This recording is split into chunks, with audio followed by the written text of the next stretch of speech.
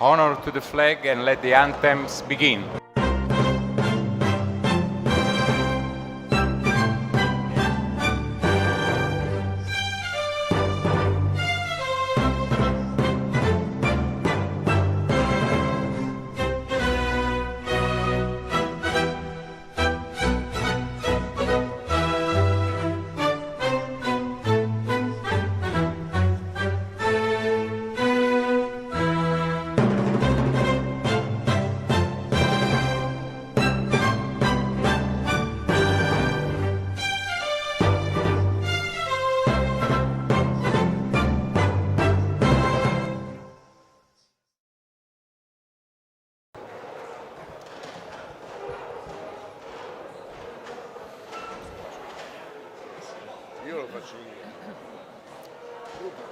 Good morning, everyone, and welcome to the project fair Make Your Project Stronger, brought to you by District 2120 Puglia in Basilicata. Rotary is founded on two core principles, fellowship and service. Today provides a wonderful chance not only to meet and deepen our connection, but also to explore ways to enhance the effectiveness of our goals. We aim to share and implement our ideas in the best way, to aid those in need in the most effective manner possible. We are delighted to host numerous technical advisors from the Rotary Foundation cadre today, who are instrumental in amplifying the impact of Rotary Foundation's global grants and projects. Given the pretty packed and substantial agenda, let's begin with the formal salutation. So please join me in welcoming Alberto Cecchini, the Board Director, Zone 14, Past Governor.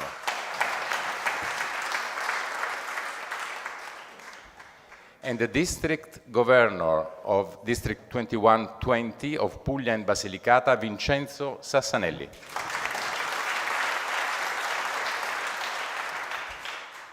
We are happy to have here the District Governor of District 2050, Luigi Maione.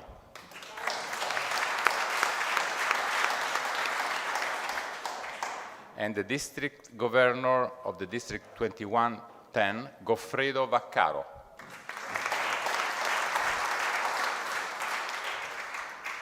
Let's wave the past Board Director of Rotary International, Francesco Arezzo di Trifiletti.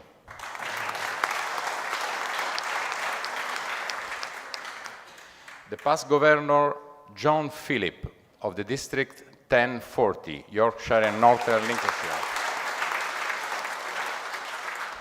The past Governor, Aligata Chandrasekhar, District 3180.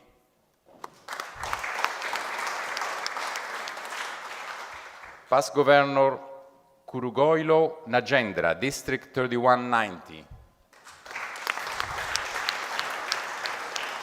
Past Governor John De Giorgio. Yes. 2110, and past Governor Alfredo Nocera.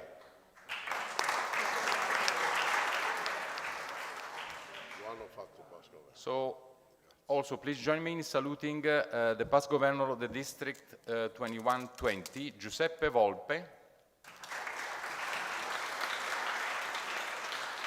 Vito Casarano.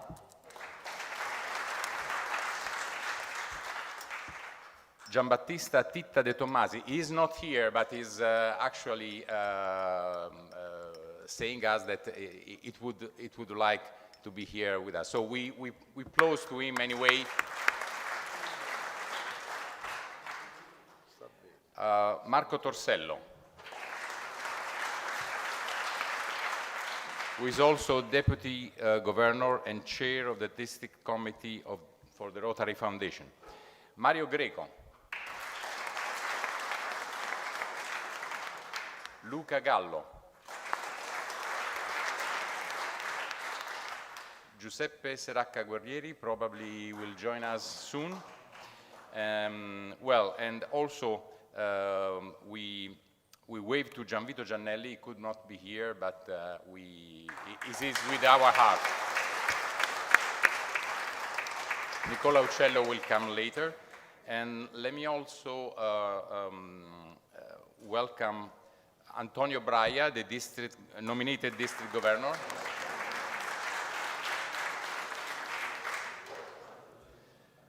Well, I miss Sergio Sernia, but we are in time. And the incoming district governor, Lino Pignataro.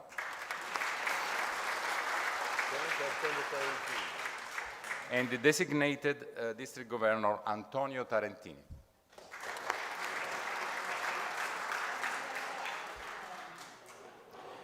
We are very happy to have here the regional grant officer of the Rotary Foundation, David Massey. Please join me in welcoming him.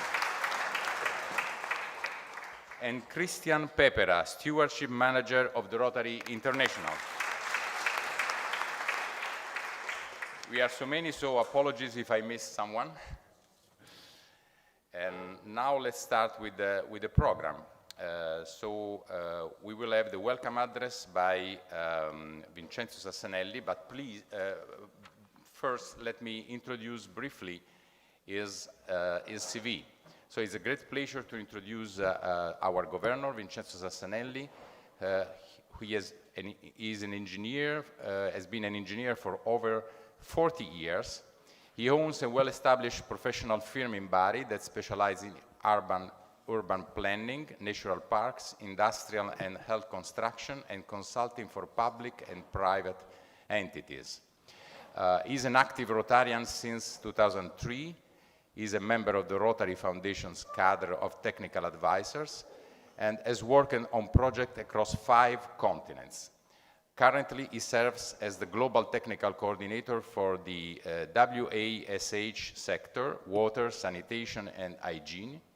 Vincenzo is a 9-time Polaris Fellow and a major donor to the Rotary Foundation. He has delivered over 100 presentations at Rotary events worldwide and is an honorary member of multiple Rotary and Rotaracts Club. He's a passionate sailor. Vincenzo has navigated tens of thousands of miles across the Adriatic, Ionian, Tyrrhenian, and Aegean seas.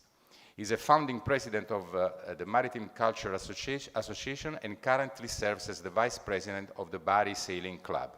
Please join me in welcoming Vincenzo Sassanelli.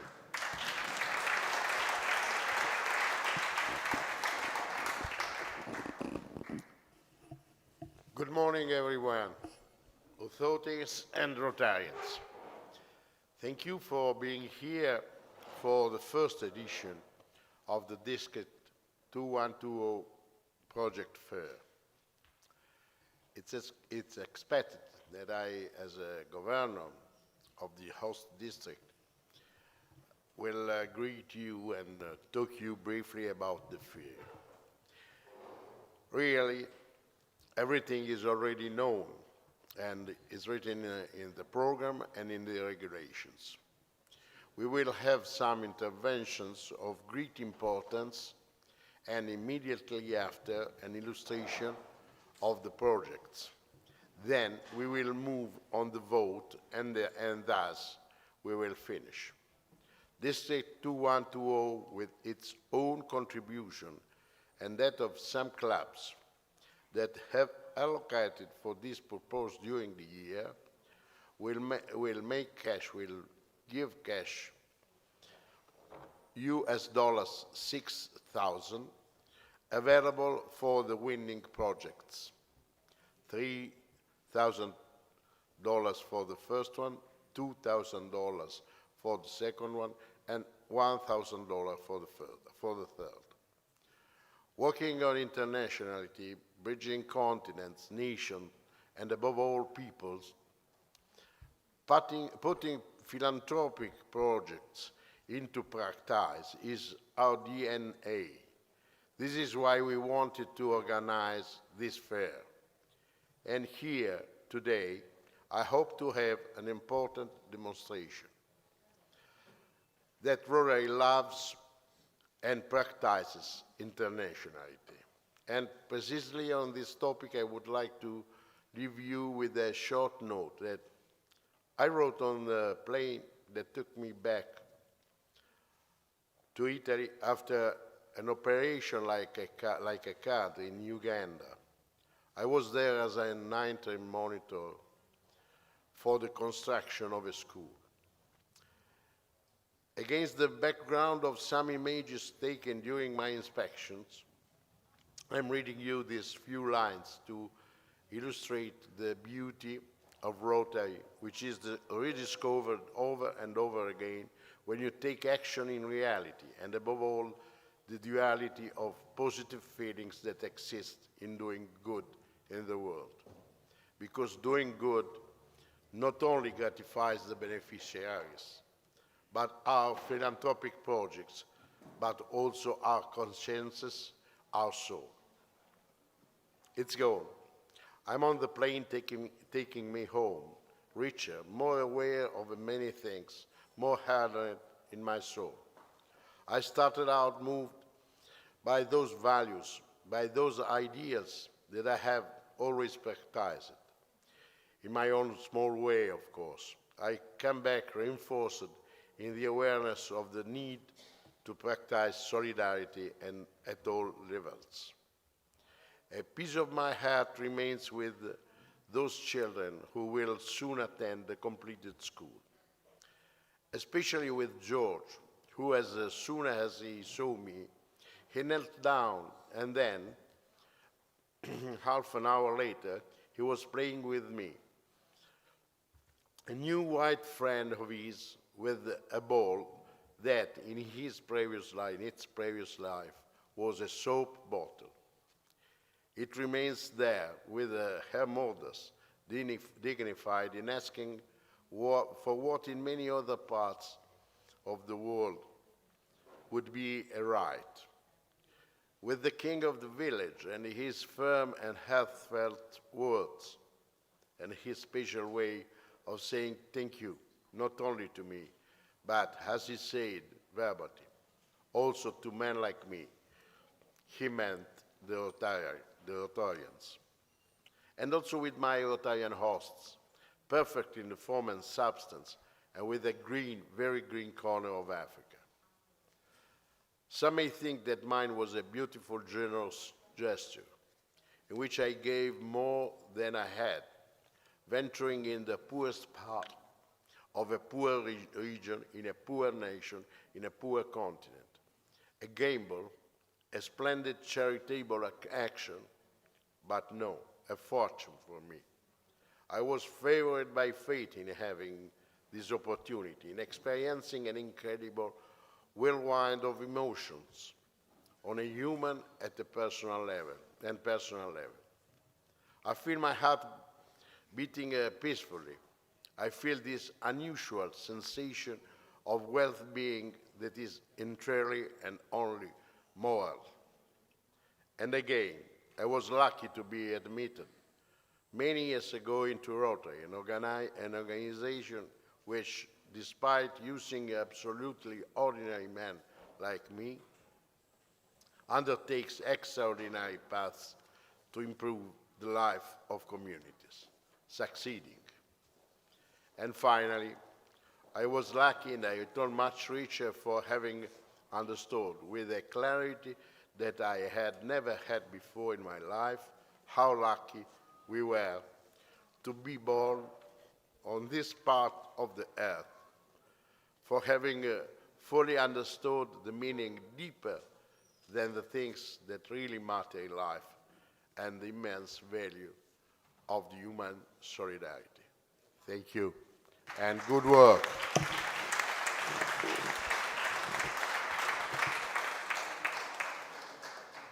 Thank you, Vincenzo. And it's now my pleasure to introduce Marco Torsello, Rotary Foundation Committee Chair. Marco is an expert surgeon specialized in anesthesia, dentistry, and dental prosthetics. He has held a significant position, including president of the Unified Specialist Syndicate in Orthodontics and secretary of the National Association of Dentists in the province of Lecce. Marco's dedication to Rotary extends through various leadership roles, including being the District Rotary Foundation Chair from 2022 to up to 2025, representative for the Council of Legislation from 2020 to 2023, District Learning Facilitator, and District Polaris Society Coordinator. He is an honorary member of several clubs. His contributions have been recognized repeatedly by the Rotary Foundation, and this is exemplified by his status as 9 times Polaris Fellow. He notably served as the governor of District 2120 in 2010, and so please join me in welcoming Marco as he shares insights from his rich experience in Rotary service. Please, Marco. Grazie a tutti. Io appartengo a una classe d'età nella quale sul nostro territorio si studiava il francese, quindi il mio inglese è un inglese di un autodidatta, è un piccolo inglese e non mi permetto di offendervi col mio piccolo inglese, per cui preferisco parlare in italiano e poi magari Gaetano avrà la pazienza di tradurre. Ah, perfetto, e allora siamo a postissimo. Innanzitutto saluto tutti gli amici presenti, saluto in modo particolare il nostro governatore e Alberto Cecchini, e tramite loro il mio saluto va a tutti voi. Avevo preparato una serie di diapositive per la cui realizzazione Erika mi aveva aiutato, ma questa mattina le ho detto che il suo lavoro è stato vano perché, avendo questi autorevoli relatori in sala, non penso solo ad Alberto, ma penso anche a Francesco, a John e a tutti gli altri amici, forse loro molto meglio di me possono raccontarci la storia attuale di questo momento che vive la Rotary Foundation. È stato un sogno quello di Vincenzo, un sogno che mi ha preannunciato sin dal primo momento in cui lui ha pensato di realizzare questa riunione, una riunione certamente innovativa e sicuramente dal grande risultato. E devo dire che l'ho assecondato con entusiasmo.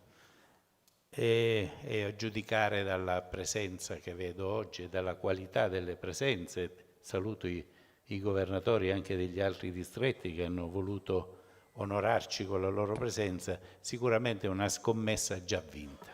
Poi, come ho detto a Vincenzo, i santi, la Chiesa Cattolica, che è molto saggia, ha una grande esperienza, li fa dopo morti, quindi finiamolo prima questo seminario, questo incontro, e poi ne trarremo le conclusioni. La mia è solo una testimonianza umana, come ha detto Vincenzo, una testimonianza umana, personale, legata all'importanza del ruolo che mi avete voluto assegnare. Un ruolo che ricopro con grande senso di responsabilità. Un ruolo impegnativo e che non pensavo, quando ho accettato l'incarico, che fosse così impegnativo.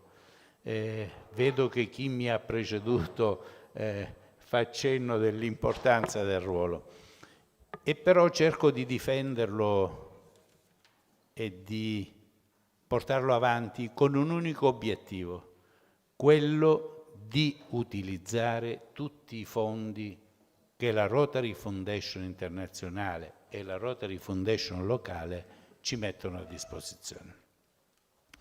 Se oggi noi siamo qui e pensiamo di voler spendere dei denari per finanziare questi progetti, certamente dobbiamo fare un passo indietro, perché questo, lo spendere bene il denaro, può venire solo se prima abbiamo fatto una buona raccolta fondi. Quindi il mio stimolo è a far bene il vostro lavoro inseguendo i progetti che presenterete, ad avere una contabilità che sia particolarmente affidabile e a fare una relazione di rendiconto finale perfetta. Perché oggi il nostro distretto, e David me ne darà certamente atto, è riconosciuto a livello internazionale come un distretto, caro Christian, che ha il 100% delle certificazioni per quello che riguarda la rendicontazione dei progetti che facciamo. Quindi a livello locale, senza false modestie, abbiamo lavorato molto bene. Ma questo non ci esime dal dovervi stimolare a raccogliere fondi. Al 31 di marzo noi abbiamo consegnato alla Rotary Foundation International solo ancora 24.000 e passa dollari. È molto poco. Se vogliamo assicurare il futuro delle progettualità dobbiamo raccogliere più fondi. E dobbiamo raccogliere fondi non solo per i FOD, ma li dobbiamo raccogliere per la polio. Perché abbiamo una piccola nota negativa, è un po' la storia del gambero, sembra che siamo arrivati alla conclusione e poi abbiamo un piccolo stop. Nei primi 3 mesi di quest'anno abbiamo 4 casi in Afghanistan e Pakistan di polio selvaggio. Quindi la battaglia che è lì per essere vinta deve essere però combattuta e non ci debbono essere dubbi o incertezze. È un obiettivo dal quale dipende la buona figura del Rotary International e presso i suoi soci e presso l'intera comunità mondiale. Quindi vi stimolo a raccogliere fondi, a contribuire, a far di tutto perché chi verrà dopo di me, chi verrà dopo Vincenzo, possa avere i fondi necessari per continuare in quest'opera meritevole di fare del bene nel mondo. Il futuro è nelle nostre mani. Grazie.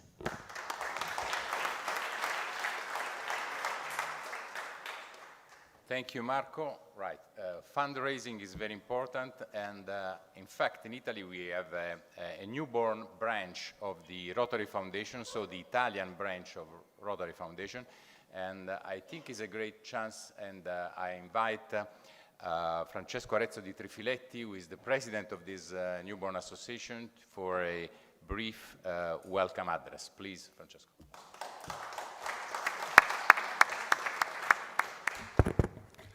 Good morning, everyone.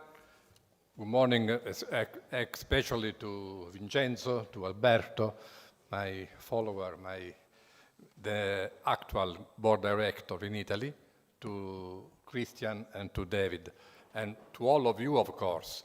Yes, we finally are ready to begin our job in Italy. When I was in the board at the first year, I began my fight to establish, to found the Rotary Foundation Italia. At the beginning, it was not very easy. I had several problems to solve in the first year, but then we began to work. And last year, finally, in July, 23 of July, we arrived to the conclusion, and we founded the Rotary Foundation Italia. Finally, also in Italy, we have the opportunity to have a fiscal benefit from our donations. And from the 1st of July, because the problems never finish, we always have new problems to solve. But from the 1st June now, for the next month, we begin to have the fiscal benefit. At the moment only for the major donor, but we hope very, very soon to arrive also to have the same benefit for all the donation of every son. So I pray you, I am sure that now we have a reason more to donate to the foundation. And so I hope that we can finish this year with a great amount of donation to our foundation. So I thank for this time that we gave me to explain and to announce this great news for the Rotary Italia. Thank you. Thank you very much, Francesco. And now, ladies and gentlemen, it's a real privilege to introduce a distinguished member of our Rotary community, Alberto Cecchini, a dedicated Rotarian. Yes, please, please. With over 30 years of committed service. Alberto is a civil engineer and the sole administrator of Hydro-S Engineering. Alberto joined the Golfo Anzio and Nettuno Club in 1989 and later became a member of the Roma Nord-Est Club in 2015. His notable roles in Rotary include serving as Rotary International Director, District Governor for the District 2080, and his expertise has been invaluable as a Rotary International Learning Facilitator on multiple occasions. Alberto played a pivotal role in Rotary's US $200 million challenge as a zone coordinator, Zone 14. His active involvement in various Rotary International committees, including the Audit Committee, Board Programs Committee, and as a liaison for Election Review Committee, has been instrumental. Additionally, he represented Rotary as a representative to the United Nations and other organizations. Alberto has also made significant contributions to the Rotary Foundation, serving as a trustee-elect and fulfilling various coordinator roles across districts. He has been an influential figure in promoting Rotary public image and enhancing member experiences across several districts globally. This brief interview captured the essence of a Rotarian who has not only served with distinction, but has also profoundly impacted our organization's reach and effectiveness worldwide. Please join me in welcoming Alberto Cecchini. Thank you for the presentation, and good morning to everyone. Good morning to the family of Rotary. I accepted with a great joy the invitation from Vincenzo to speak about projects and the internationality of Rotary. And I decided to share some memories from my experiences as a president representative around the world. Because all of us that are in this room, I believe, consider projects as the nourishment of Rotary. And as Vincenzo said, projects help to build bridges around the world, and that's what we need to build peace. So let's start with North Europe. I was in Denmark some years ago, and one of the opportunities that I had, it was how they focused their activity, especially the breakout session, on team building, because team building is functional to do projects in our club. And it was amazing because they decided to use Lego, and who is passionate as me for Lego construction. It was very, very nice and exciting to see how they worked on this opportunity in order to create more sense of also, let's say, sort of playing with all the Rotarians and Rotaractors that attended the conference in order to facilitate the opportunities to share ideas and create some new opportunities for the community service, because they were very focused on community service and on environmental projects. Another experience was in Africa, in Kenya, where I represented the Rotary International president, and I had to say that I imagined to arrive there and have the necessity to, let me say, to teach something about Rotary.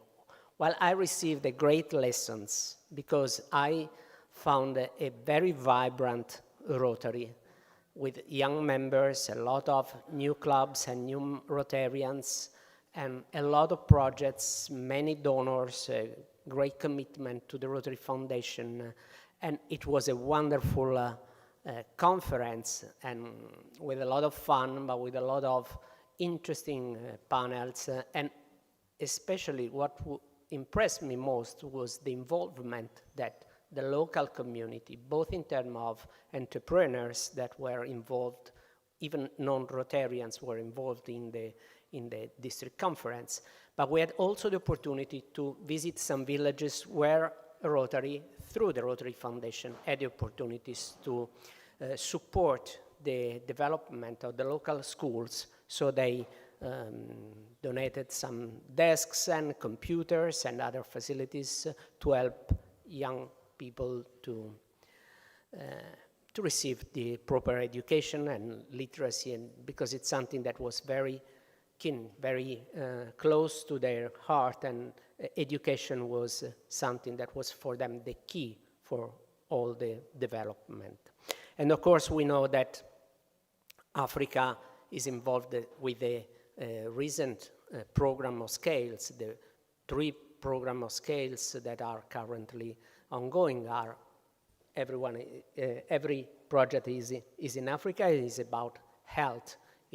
We have malaria in Zambia, and then Nigeria, mother and child health program, and in Egypt there is the cervical cancer programs. So a number of programs that highlight how Africa focuses activity and is passion to the health projects, but as well the other areas of focus like water and sanitation, because we know that when we have education, water and sanitation, health, everything combined, we have much more possibility to have a peaceful environment. Last year, I had the privilege to represent President Jennifer Jones in her home district. So I was there, and Jennifer was there as a Rotary member from her club, and it was nice and fun. And what impressed me most was that during the conference, there was this walk around the river. The district comprises both Canada and USA. So the skyscraper you see are Detroit, but we were in Canada. And there was this walk along the river, and all the Rotarians and people that was there was invited to take some boxes of water in order to understand how people that have the necessity to bring this, let's say, huge water boxes or something like that for kilometers, especially imagine that generally they are women, they are children.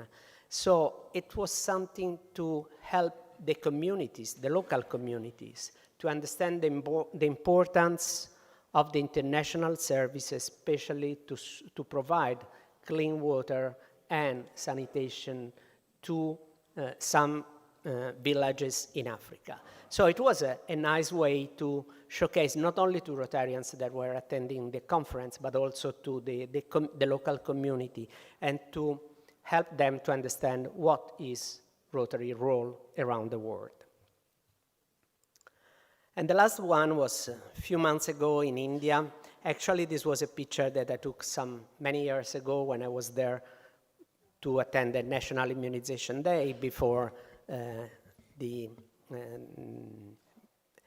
India was not yet polio-free at that time. Now we know that polio has been eradicated in India, and India probably is shows how we can eradicate polio, because if we were able to do it in India, we will be able also to do in the small part of the world that still have polio.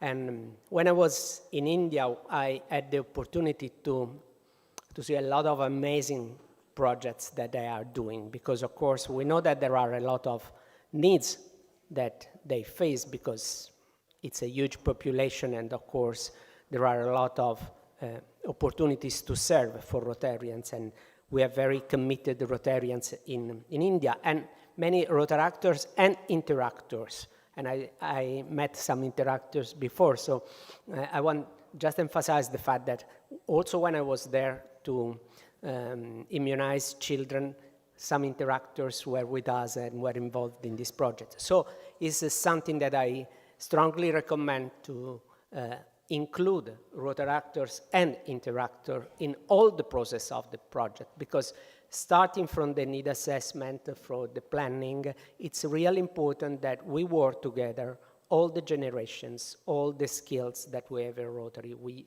have to use our professional skills in order to do good projects and to build bridges around the world.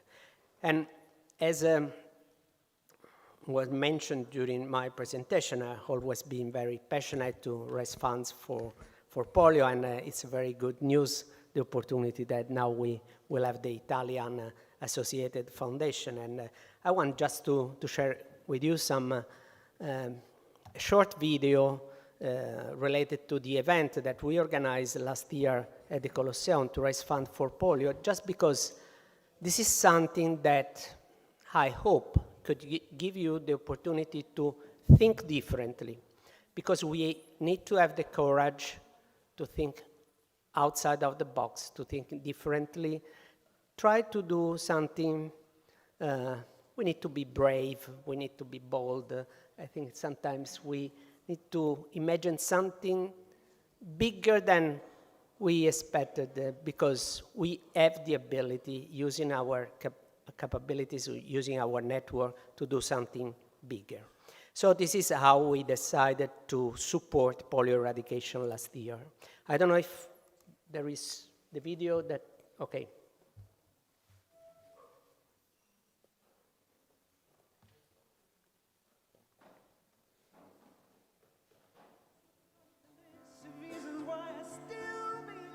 L'arte, la musica, la bellezza della danza insieme per un'iniziativa benefica a sostegno della lotta contro la poliomielite. A Time for Change, evento che domenica ha illuminato il parco archeologico del Colosseo, e non solo, per dare un chiaro segnale: tutti insieme, con i propri talenti, si può fare qualcosa di grande e lasciare il segno. Tra gli artisti che hanno contribuito a rendere ancora più speciale questa serata, Annie Lennox, Mahmood, Nicola Piovani, impreziositi dalle coreografie di Luca Tomassini e dall'arte di Iago, che per l'occasione ha fatto arrivare al Colosseo il Bambino di Marmo, la sua celebre scultura. Una serata importante che ha dato dei risultati concreti per la campagna End Polio promossa dal Rotary International. 500.000 euro raccolti, una cifra importantissima che dimostra ancora una volta l'attenzione verso questi temi e soprattutto la volontà di esserci e contribuire. Tante le personalità di spicco del mondo dell'arte, della danza e del cinema presenti a Time for Change, ideato e prodotto da Danilo Cirilli e promosso grazie al contributo di Alberto Cecchini.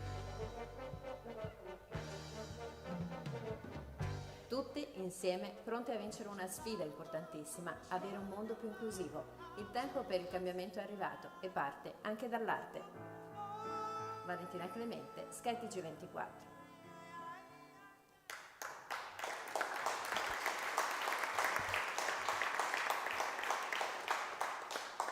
The lessons I learned from this event was that sometimes we can make dreams real. That was the president team during my year as a district governor, because we were able to bring some big artists like Annie Lennox and Mahmood and Nicola Piovani, the polio survivor dancer from the Cirque du Soleil, Dergin Tokmak, at the Colosseum, and all the main Italian television, newspaper, international press spoke about this, spoke about Rotary, mentioned Rotary.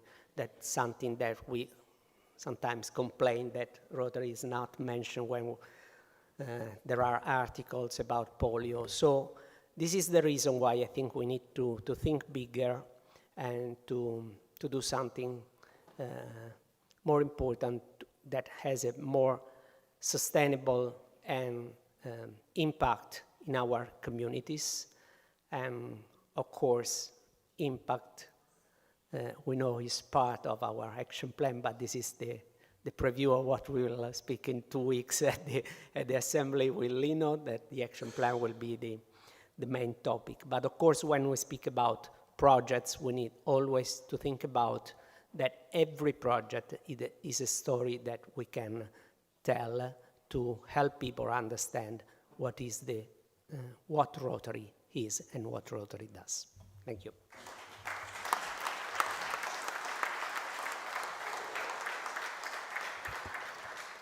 Thank you very much to Alberto.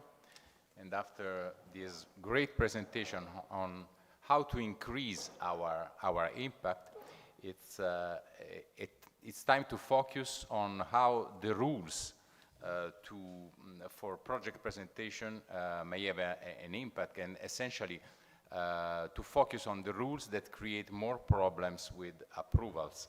And so let me introduce you David Massey. It's a great pleasure to have here the Regional Grant Officer at the Rotary Foundation.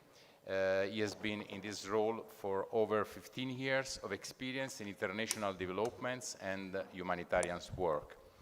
As a Regional Grant Officer, David oversees grant activity in Italy, North and West Africa, and the Middle East. After the past 11 years with Rotary International, he has participated and presented at 3 international conventions, 4 international assemblies, the West Africa Project Fair in 2017, and at several clubs and district-level training seminars. David holds a Master in International Public Service from DePaul University in Chicago. He spent 4 years at the US Peace Corps as an education volunteer in Mauritania, West Africa, and in China.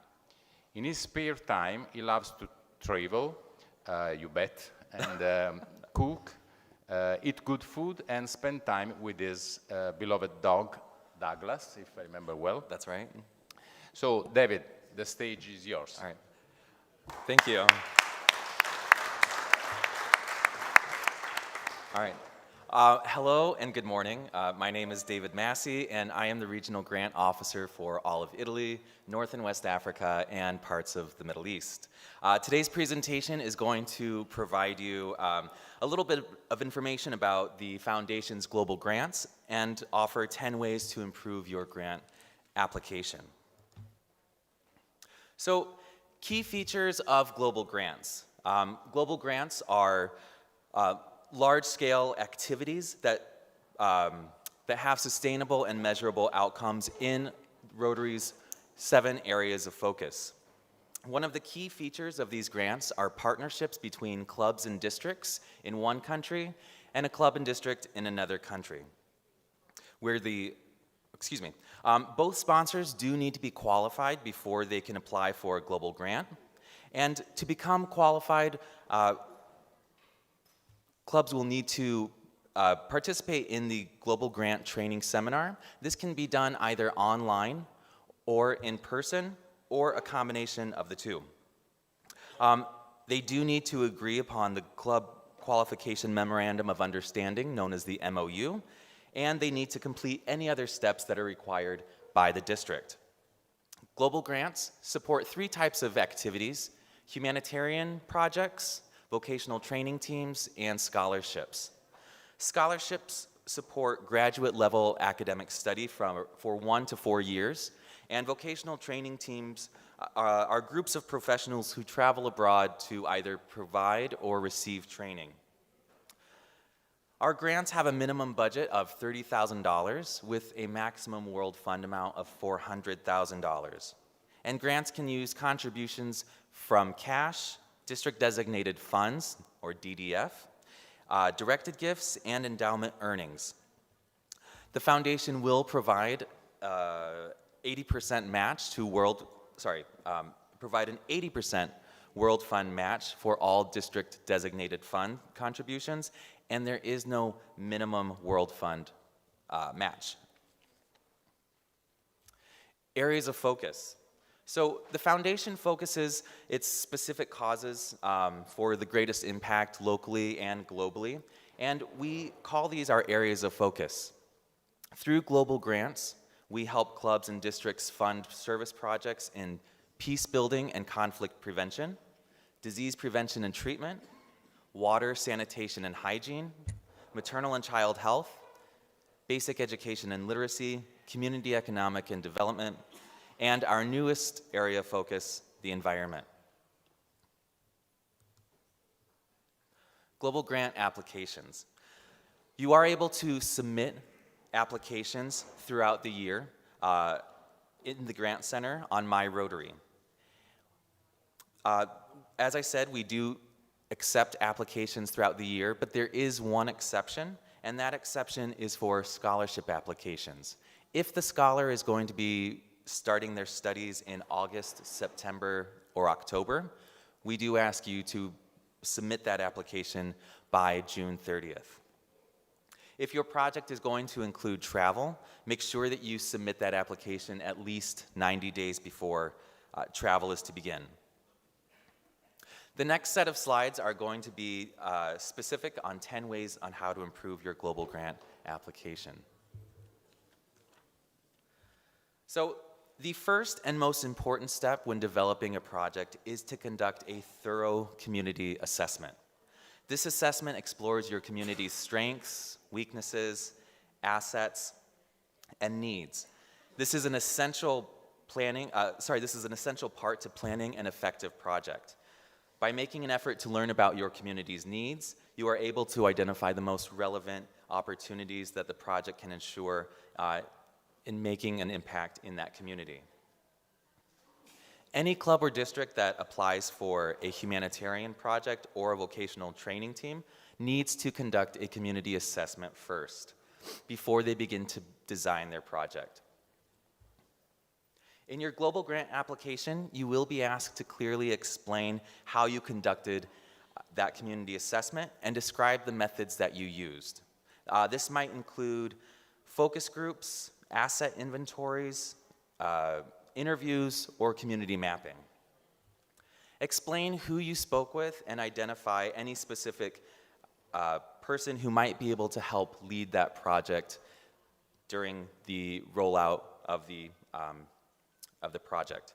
You will also need to describe what you learned from this assessment and explain how what you learned is how your project grew from what you learned from that assessment.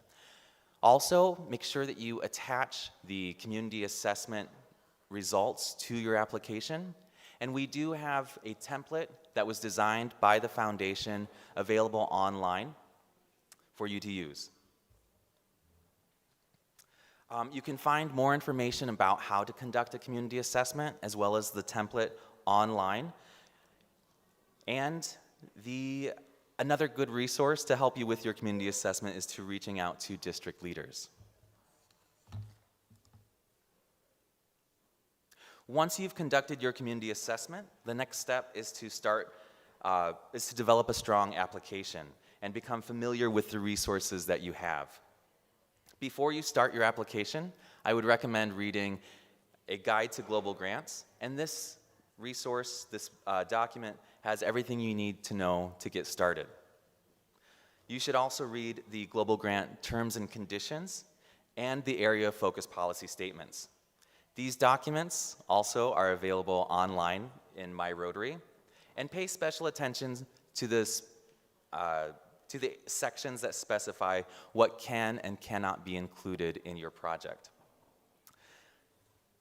We do encourage all members who are interested in applying for global grants to complete the grant management seminar.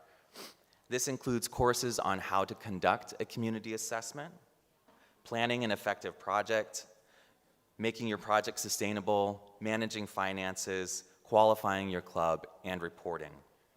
As I mentioned earlier, for clubs to become qualified, they do need to complete the training seminar online and as stipulated by their district. Another excellent resource is the Rotary Foundation Cadre of Technical Advisors. Cadre members are professionals who have expertise in these areas of focus as well as in financial auditing. You can ask your cadre members about technical and regional planning and implementation of the project, and asking them how to navigate the grant application process.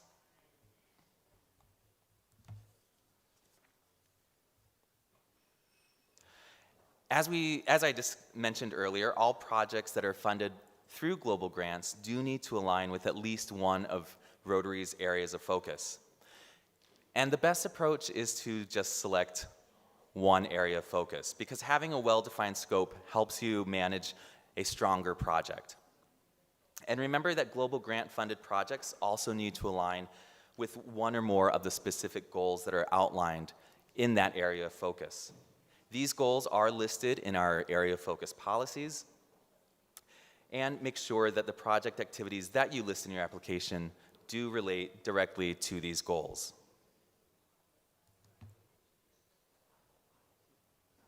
Once you have a general idea of the project that you would like to do, ask your regional grant officer for a preliminary review of the application. Your RGO, or regional grant officer, can help make sure that the projects are eligible for grant funding. And to request a preliminary review, all you have to do is email your grant officer.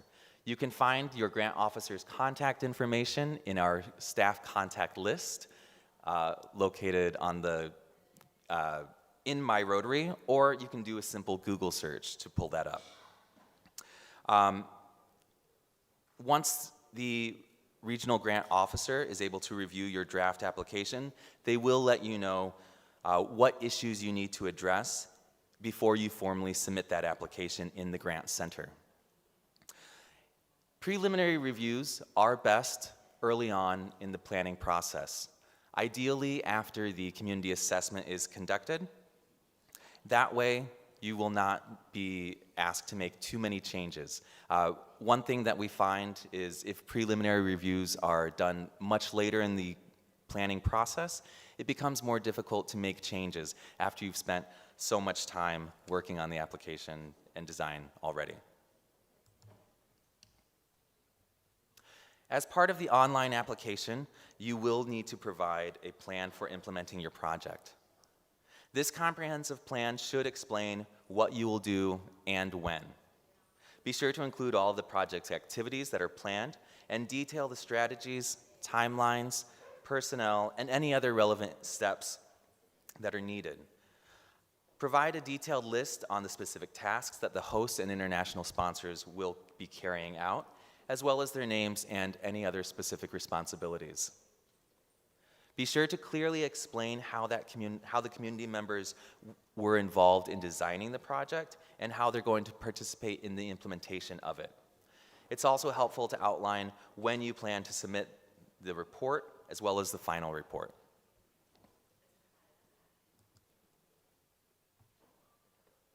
As part of your application, you will also need to provide a detailed budget that includes a description of what you're going to be spending your grant funds on. Be sure to include the names of suppliers, the costs in both local currency and in USD. Ideally, you will not have more than 10 to 12 budget line items, and you will be able to provide any other additional supplements such as spreadsheets, quotes, pro forma invoices to the application, and be sure to explain how you chose the vendor for those budget items.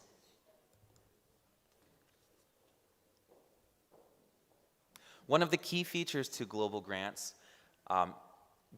projects is that activities are intended to continue after the grant funding ends. And it's important to explain how the community will take over the project and be able to support and continue it after the funding ends. As part of your sustainability plan, include detailed information on each training opportunity. And sometimes in these applications, the grant officers find that sponsors have answered certain sections with not applicable or NA when it comes to training questions. However, training is a required portion or part of the application process and a sustainable project. Be sure to include the detailed information on how you plan to measure and evaluate your outcomes of the project and explain the project's financial sustainability. The graphic that we have on the screen outlines 6 specific ways on how you can make your project more sustainable. And be sure to address each point in your application, and you can find more information about this in our Guide to Global Grants. I mentioned earlier that it's important to have a plan for measuring and evaluating the outcomes of the project and to clearly explain in your application. When you start to develop your plan, decide who will be measuring the outcomes and the impact.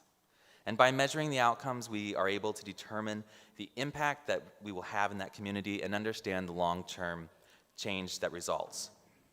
As part of your measurement and evaluation plan, you'll need to identify measures that will help demonstrate that project's impact on the people's lives, knowledge, and even health. These measures that you select should clearly be linked to the project's goals. And for each measure, you'll identify a method for collecting that data and who will be responsible for it, as well as the frequency. The Foundation has provided several measures for each area of focus goal that you choose, and you will be able to choose your own measures as well. The application will ask you to specify who will be responsible for collecting that information of the project and explain that person's qualifications for the task.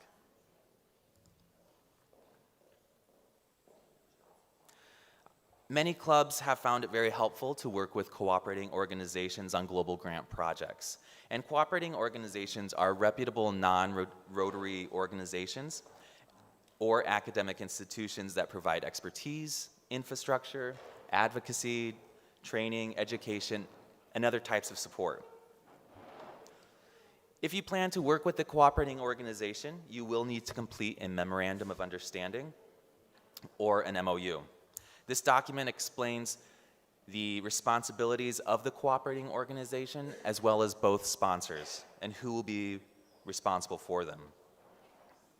If you are working with one or more cooperating organizations, that's not a problem. You can include that on the same application, on the same MOU, or you can have 2 MOUs with 2 different organizations. And remember that under Rotary's conflict of interest policy, no member on the grant committee can be on the board of that cooperating organization that you will be working with.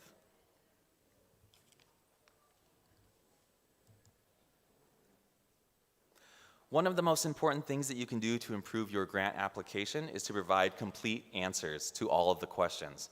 Make sure that you give as much detail as possible when answering the questions.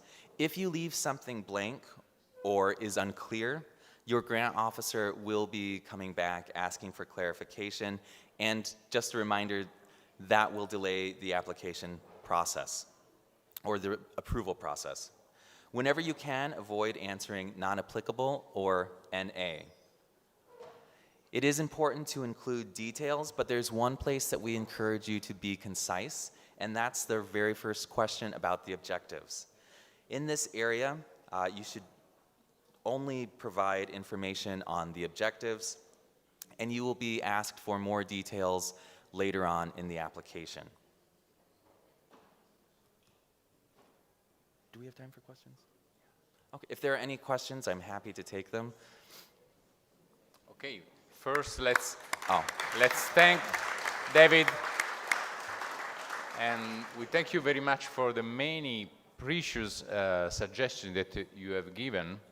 Also, let me start. I mean, for example, you stress quite a lot the importance of SWOT analysis: strengths, weaknesses, opportunities, and threats. So I'm wondering, from your privileged viewpoint that you are, looking to many areas, Italy, Northern and Western Africa. So.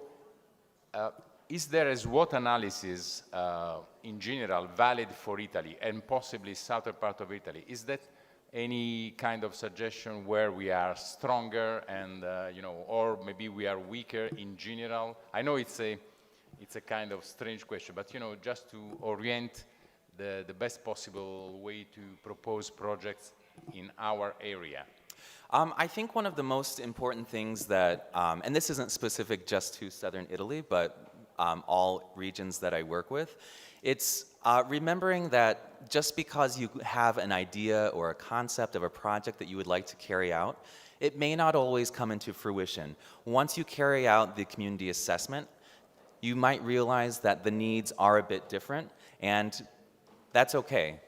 There are other opportunities to potentially do what you initially wanted to do, but really listen to your community's needs and be willing to work with them, be flexible, and remember that this is a partnership. Right, thank you. So, from the audience, any other question? Yeah, please, Giuseppe. Yeah, you can come here. Sure.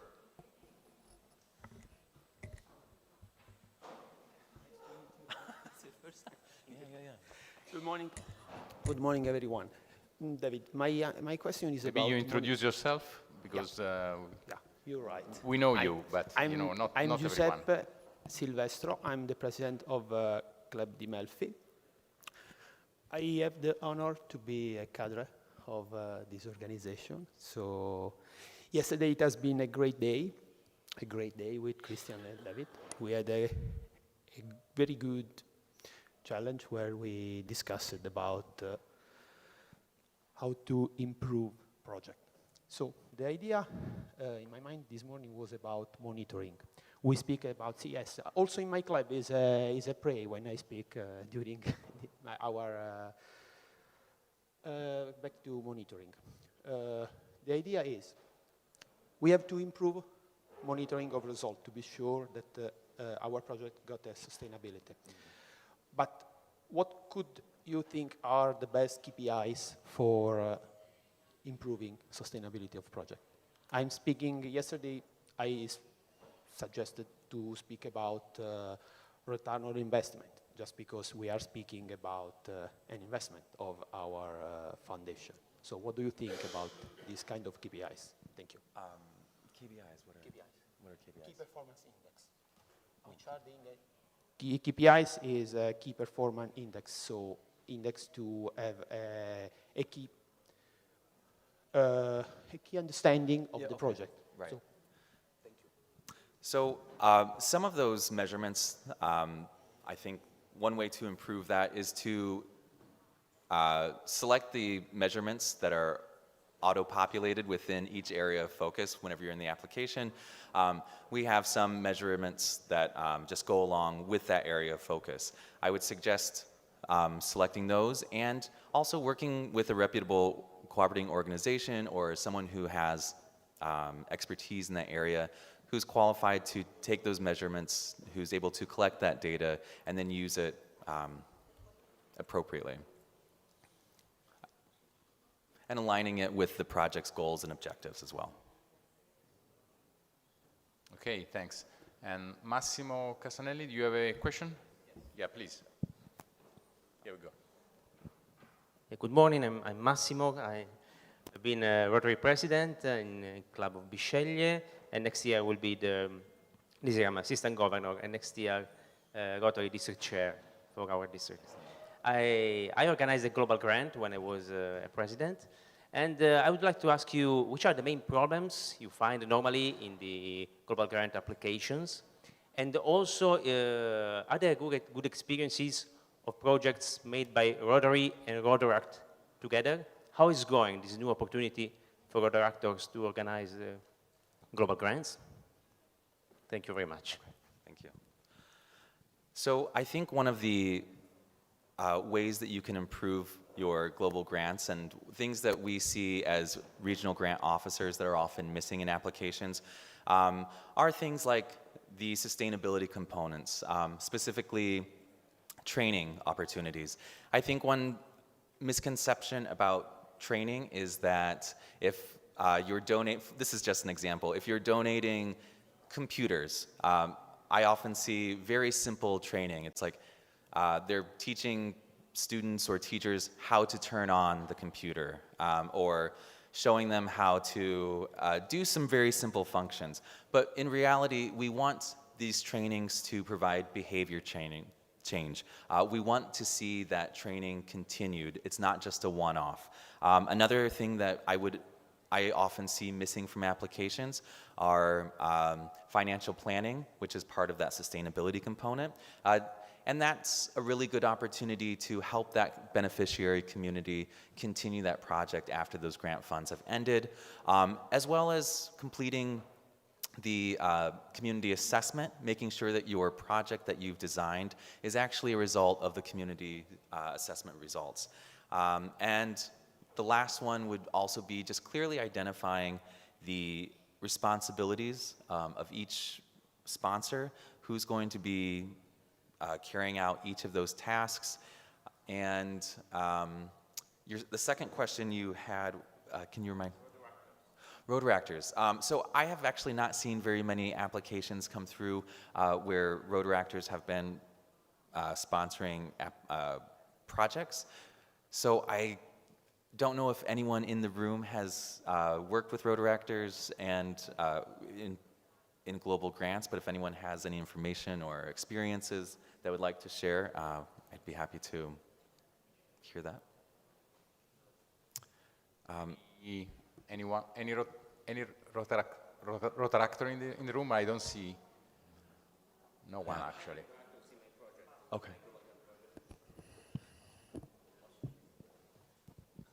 Yes, I involved Rotaractors in my global grant project, and it was very successful because they helped us in the community needs assessment and also in the communication of the project. So in spreading out also the results of the projects, because they know very well also communication languages. So it was very helpful. But I know that sometimes it's difficult because in a global grant, if the Rotaract is a sponsor, they need a Rotary sponsor in another district. Correct. And sometimes also in this district, I didn't follow directly this project, but I know there was like a problem in this communication between our Rotary district and the Rotary district of another state. So I would like to know if this is a common problem that you see all over the world, more or less, yeah. I have not seen that in the regions that I've worked with, but I'm not sure how it is in the rest of the world. But I haven't identified many problems so far. Okay, we'll Sorry, follow this yeah. with you. I will Follow be in Singapore in the Rotary Convention. I will be also I'm the responsible of a breakout session about the integration between Rotary and Rotaract. Okay. So we can meet again in Singapore, and maybe sounds you good. can update me about Yeah, this. great. Also, Will do. Thank you Thank very you. much. Okay, thank you again. Any other question? Yeah, sure, please. We have plenty of time. We are doing quite well. Hello, everybody. I'm Alexandra from Rotary Club of Kotor. And I just want to say that we are a really, really young club. And we are very happy that we are with you here. And we just finished our first global grant, thanks to Sergio and thanks to the Rotary Club of Bari. Thank you very much once again. And now it's a high time for us to grow up and to start with global grant on our own. So I hope, even you didn't mention, David, that you don't have experience with West Balkan. I hope you will be our help when we start with our next global grant. Thank you very much. Thank you. Yeah, thank you. And thank you, Alessandra. We are having a great opportunity for these twinnings between our two clubs, and we are looking forward to, explode and exploit this interaction. Thanks. Thanks for this comment. Other questions or comments? Anyone? In fact, we are talking about rules and the problems related with rules, but let me say also that facing and challenging our ideas against the rules can be also enjoyable. Why not? Yeah. Enjoyable, so that more ideas can spring from this activity. I guess. That's absolutely. That's also the idea. Okay, Luca Gallo, the PDG Luca. Don't worry. We are we have translators, excellent translators here. So go ahead. Tu hai fatto riferimento alla formazione non iniziale soltanto, ma continua, no? Cioè non basta accendere il computer, ma bisogna anche poi trovare... Si sente? Allora, dicevo, hai parlato di formazione non solo all'inizio, ma anche di una formazione che duri nel tempo, no? Quindi una formazione continua. Come si va a verificare questa problematica di una formazione continua? We need to translate now, otherwise, I mean, the question will stay there. È difficile la domanda? No.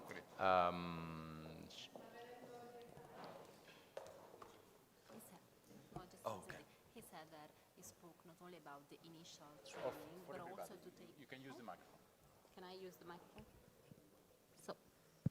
So he said that it's not about just starting a training, but then developing and continuing the training after the completion of the funds. So how does it work to go on with the training? It's not only about switching on a computer, for example, but to continue this activity. So how does it work? Grazie. Grazie. So to continue education, I think that's a really important component to the sustainability of projects. One thing that we do offer, or we do suggest, is making sure that the project or the training that is being offered is being disseminated appropriately. So if you are training children on water, sanitation, and hygiene practices, that they receive a different type of training than adults do, right? And we also want to make sure that the committee that is really leading the project is going to be there to support this continued education. So we disseminate the information, people are able to spread it to their friends, family members, but then that committee that has already organized the training continues to offer additional trainings, whether it's twice a year for an extended period of time, or multiple, more than once a year.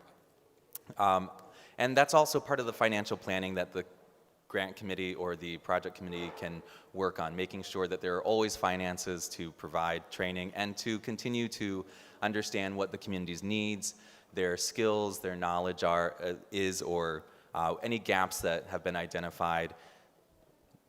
I think the key to that is really having a committee that will see the continuation of any training after the project ends.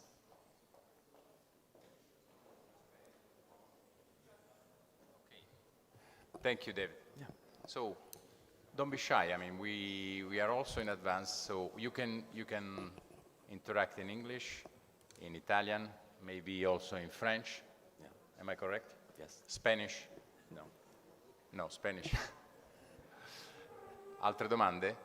Interventi, commenti? Okay. So, if not, we thank David again very much. All right, thank you. For these precious advices.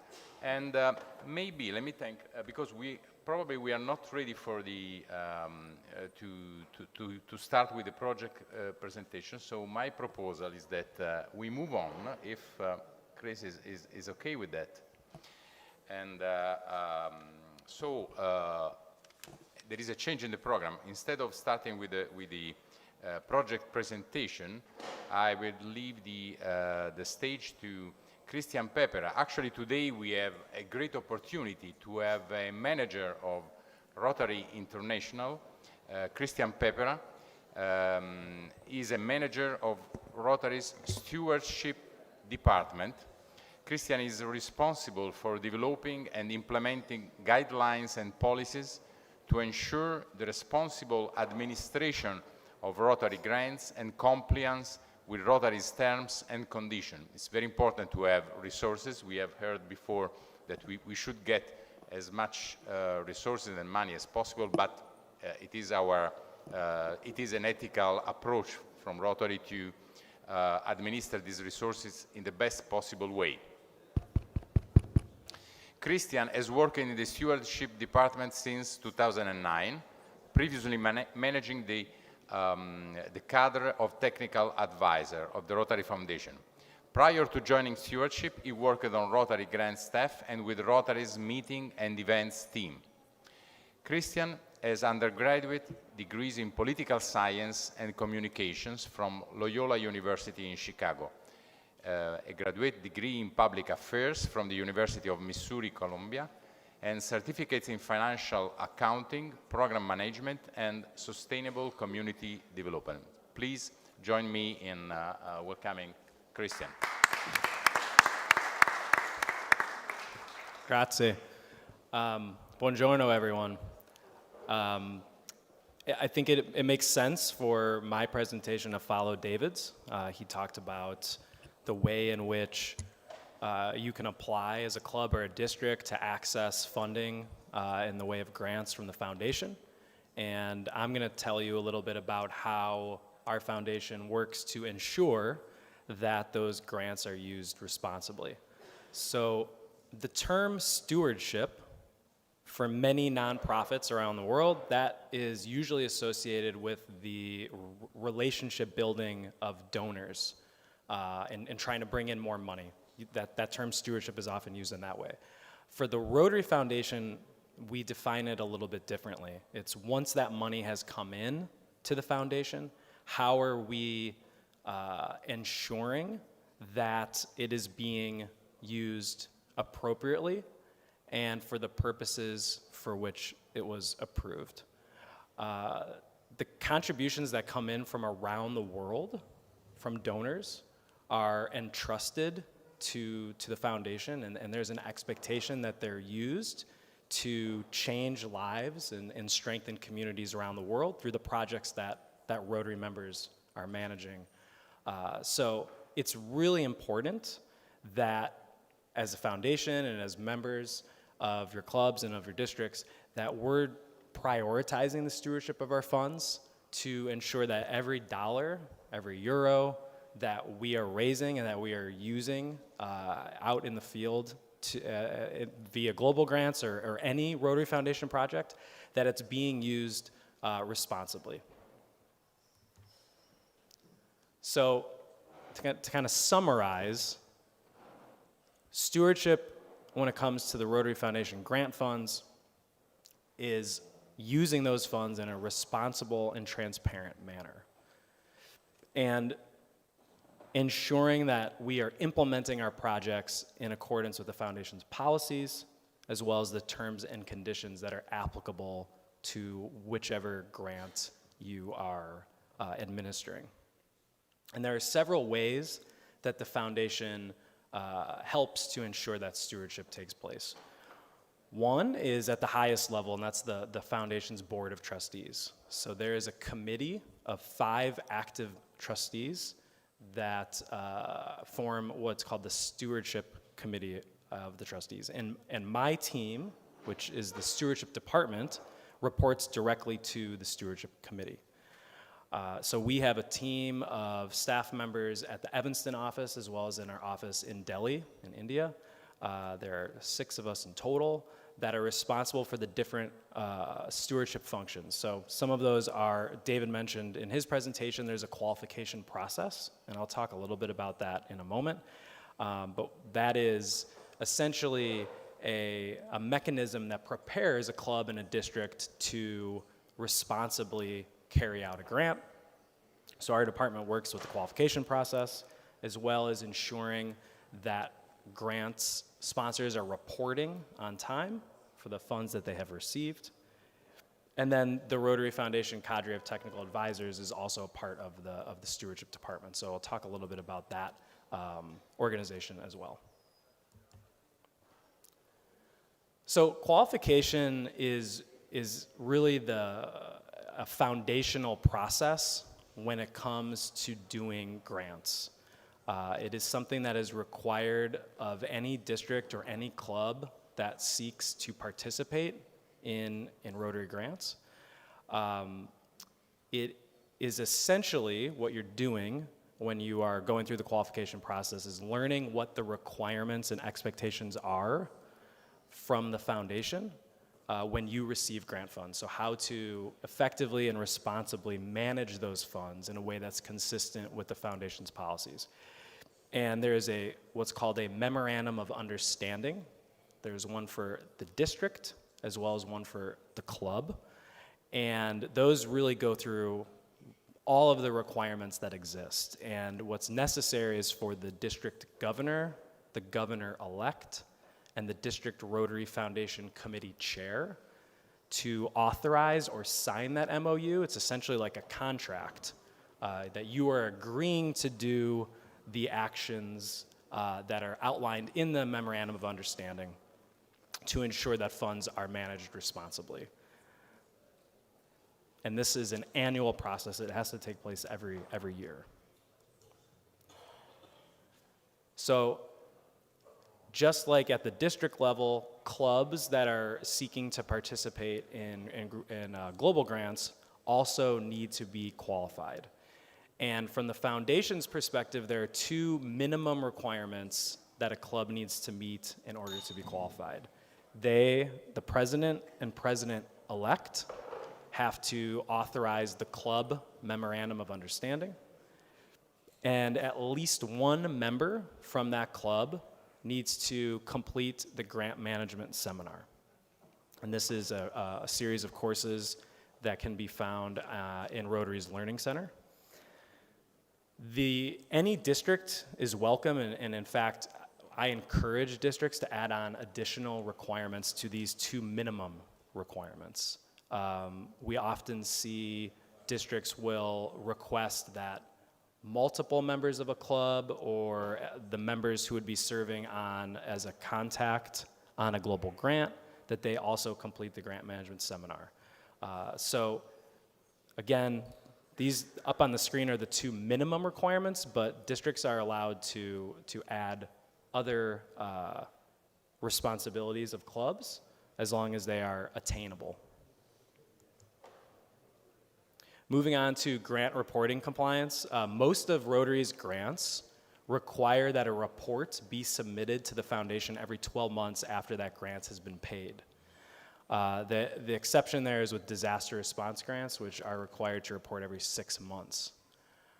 We, as a stewardship department, will send you reminders if you fail to submit a report to the foundation. So if 18 months passes or 2 years passes since the payment of the grant and you haven't submitted a report, or you have submitted a report but it's incomplete, for instance, it's missing a bank statement or some other information that a regional grant officer requested, you're gonna get reminders. And if we get all the way to 30 months, so again, that's 2.5 years has passed since the grant's been paid or since the last report has been accepted, so it's quite a lot of time. That's when you, as a club or a district, is at risk of being suspended from participation in Rotary grants. So it's really easy to avoid this by just submitting your reports on time, but also communicating regularly with the regional grant officer to ensure that you are compliant with reporting, and if you have an outstanding or incomplete report, determining what exactly information is necessary to ensure that we don't get to this point of a 30 months. So some of the consequences of having overdue reports is that if your club is overdue on one global grant report, and you're applying for a new global grant, you won't be able to get that grant approved until you have all your reporting on open grants compliant. It also is negatively impacts your district's reporting percentage. So our department, the stewardship department, every quarter of the Rotary year conducts something called a world reporting analysis. And what that is every district, we look at all of the grants that district has open, including all of the member clubs of that district. And the trustees' expectation is that reporting would be at least 70% compliant for each quarter. And if a district were to fall below that expectation of 70% for all 4 quarters in a Rotary year, they also would be suspended. And that means the district and all member clubs would be suspended from participating in grants until that reporting compliance goes up to at least 90%. And depending on how many grants you have open at any given time, that can be quite a burden to get up to that percentage. So again, it just stressed the importance of reporting on your grant's progress every 12 months at the bare minimum. One thing that we started to do last year is recognize those districts that are excelling when it comes to reporting.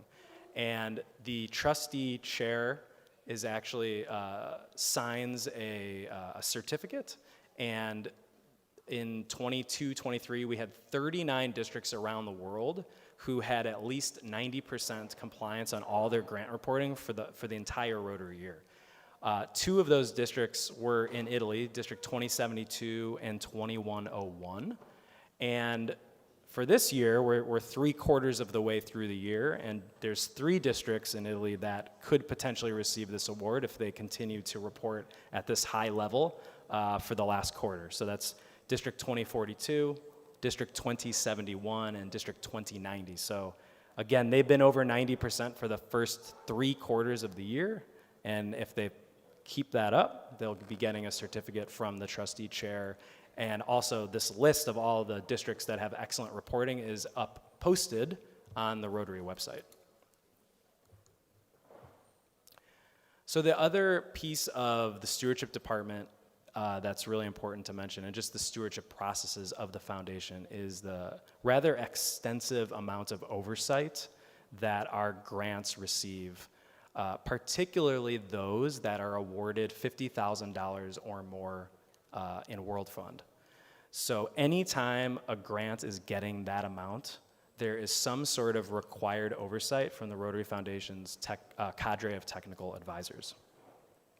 And in addition to those kind of routine evaluations that we do for our larger grants, we also are responsible for doing random audits as well as targeted audits. So in the instances where there is concerns regarding the way that a grant has been implemented or the way that Rotary funds are being managed, we will look into those cases, and if we find there to be credible proof or credible possibility that something may be amiss, we will certainly send an auditor to evaluate that situation. Which brings me to the next topic here, which is the cadre of technical advisors. Just by show of hands, I want to ask 2 questions. One is, how many of you have heard of this group, the cadre, before? If you raise your hand if you've heard of it. Yeah, so this is one of the primary reasons why I'm up here today, is because I want more Rotary members to know about this group. Then the second question I have is, there are cadre members in this room right now, so if you could just raise your hand and identify who our cadre members are. I'm going to spend a couple minutes talking about this group of volunteers who I think is an incredible resource that's available to all Rotary members, especially those that are planning projects. It does not need to be global grants, but any humanitarian project. The cadre is a really rich resource of your peers, your colleagues, fellow Rotary members who have professional backgrounds within our areas of focus. So the cadre is comprised of, again, volunteer Rotarians who have some sort of expertise in at least one of Rotary's 7 areas of focus. And we also have a group of financial auditors. Currently, we have just over 550 members spread out all around the world. So there are in over 75 countries, speaking over 80 languages. And no matter what project you're planning, the odds are that we have someone in the cadre that has specific background in that project type and that can assist you like a consultant would to help build a stronger, more impactful project. In order to become a cadre member, you have to be an active member of a Rotary Club. You need to have at least 2 years of relevant professional experience. And there is also a series of courses in our Learning Center that you would need to complete. This is inclusive of the Grant Management Seminar, but there are several other courses as well. The application process also requires a CV or resume that details the professional experience that you have in an area of focus. So this slide here shows just at a snapshot or a summary of some of the expertise that is made up of our cadre members. There are over 200 members in our disease prevention and treatment and maternal child health fields. But you can see some of the different occupations that we have among our cadre members: doctors, nurses, public health experts, civil engineers, educators, peace builders. So again, these skill sets, these occupations are directly related to the projects within our areas of focus. And the majority of our members within the cadre also have direct experience working on projects, and many of them directly working on global grant projects. So they are available as a resource to help with project advising. The cadre is also, the way that we organize our members is by geographic region. So you can see here that we have 7 regions around the world. Each of these regions has a regional organizer. And in addition to that role, we also have each area of focus has 3 leaders called technical coordinators. So Vincenzo actually is one of the leaders of the cadre's water and sanitation team. And then John Phillip, who's also here, is the regional organizer for the cadre that represent Europe. You can find all this information on the cadre webpage at My Rotary. There's a whole leadership directory that has bios and details the roles and responsibilities of each of the cadre's leaders. So in Italy alone, we have 12 cadre members that are representing 7 different districts in Italy. We have 6 of the areas of focus represented, as well as a financial auditor. So just within the country, there is a great resource of TRF cadre members available that obviously speak Italian and are more than willing to help any club that's interested in designing and taking on projects. So there are 2 main roles or functions that cadre members fill, and that is one that required oversight for our larger projects and our auditing function, and then also this more informal advising role. So both of those roles are incredibly valuable to the foundation. When it comes to evaluating our projects, cadre members are actively involved in reviewing global grant applications, primarily those ones that receive over $200,000 in a World Fund. That's a requirement that a cadre actually go to visit the project site before the foundation would even consider funding the project. That's also true for our programs of scale. When we are reviewing the applications for that award, when we've narrowed it down to a handful of finalists, a cadre member will go out on a visit to ensure the feasibility of that project before the foundation makes a rather sizable investment in that grant. And then, as I mentioned before, any grant that's getting $50,000 or more is going to get oversight from the cadre. And typically what that means is that during the implementation of that project, a member of the cadre will visit the project site for typically around 3 to 4 days, and they will meet with all of the project stakeholders, the Rotary members who are sponsoring the project, as well as any other organizations that are involved in implementing it, and the community members. And really what the cadre member is there for is to collect information and for it to be a learning experience for the members involved. And again, because our cadre are experts in the field, they usually will have suggestions and feedback that can make the project stronger and more impactful. This slide here just shows where some of our cadre members have traveled over the last 10 years. We have a very high volume of projects that take place in India. So each year that is by far and away the country that cadre members are visiting most often.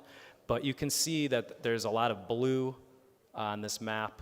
Cadre are traveling all around the world to evaluate the projects that Rotary members are implementing around the world. So the other piece or role, again, is this consultant. I keep using that term, but this is essentially a resource that has no cost other than no monetary cost involved. Anyone could contact cadre@rotary.org to request to be connected with a cadre member, or if you know one personally or you know one that's at your district, you can contact them that way as well. But some of the things that we find cadre members are able to assist with are things like how to plan and execute a thorough community assessment, how to build a monitoring and evaluation plan for your project. So what makes sense to measure? How will you know that your project is having an impact in the community?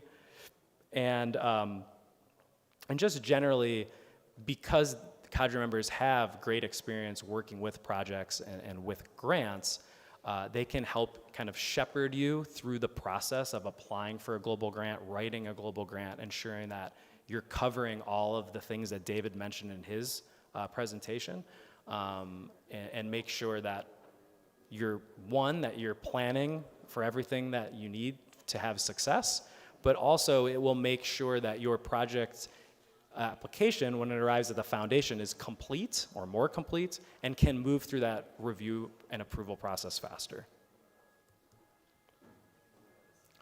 The other thing I just will quickly mention before I close is that cadre members are also available to help with things like district training and events, particularly focused on grant management and planning. So we're about to send a message to all of the conveners and organizers of institutes around the world, encouraging them to work with cadre members to build some sort of grant component into their agendas. Project fairs like this are another really great opportunity to work with cadre members, because that is, again, when we're talking about planning projects, that's when we want to get our cadre members involved as aides and assistants. And again, I'll just mention that we do have a page on My Rotary with all of the resources available. There's a cadre page. There's also a page on qualification. All of the documentation is available in English as well as Italian and all of the other Rotary languages. But this is a really good resource if you have any questions at all about qualification process, reporting, the cadre. It all can be found on the My Rotary page.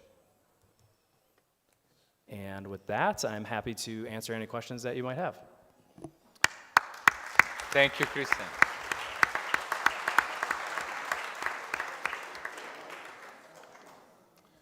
Well, right. Thank you very much. I mean, that's, again, a way to... yeah, we already told. Thank you, Governor. So, even in Italian, don't be shy. Questions about this very important topic. Monitoring afterwards, but which is also useful for the ideas and to know how to be more successful, right? So let me start while maybe the audience think what to do. I'm curious from your presentation, what's the rate of properly administered project with respect to the total number? Sure, that's a great question. I don't have a exact percentage or amount, but I can tell you that in the grand scheme of all of the grants that the foundation approves every year, the the number of grants that the grant funds that are misused is extremely low, but much less than 1%. So in those cases, when we have found, and again, this is very few and far between, but there are cases every once in a while where someone has just stolen money from the foundation, from grant funds. And in those cases, we have typically held the parties responsible and often are able to recover the full amount of grant funds back that have been lost from the district. But this is atypical and few and far between. Oh, that's very important. Also, as far as I know, we are top of the list of in the ranking of organizations, Charity humanitarian Navigator. sharing organization. We are very high in the Yes. list. True? Yes, so one of the organizations that we often reference is Charity Navigator, which is a organization that keeps track of nonprofits around the world and how effective they are and how well they manage donor funds. And Rotary Foundation has consistently received the highest mark there, the 4-star rating. And part of that is certainly due to the thorough stewardship efforts that the foundation has in place to ensure that our grant funds are used appropriately. Hey, thank you very much. And we have a question, I guess, okay, please. Here. Introduce yourself. Thank you. I'm Alfredo Nocera, Rotary Club Palermo. I'm a cadre as a financial auditor. Perhaps you can imagine my question. I ask you to speak about the conflict of interest regarding all the actors, all the person who go through the global grant as a supplier, beneficiaries, or cooperative organizations. Yep. Thank you.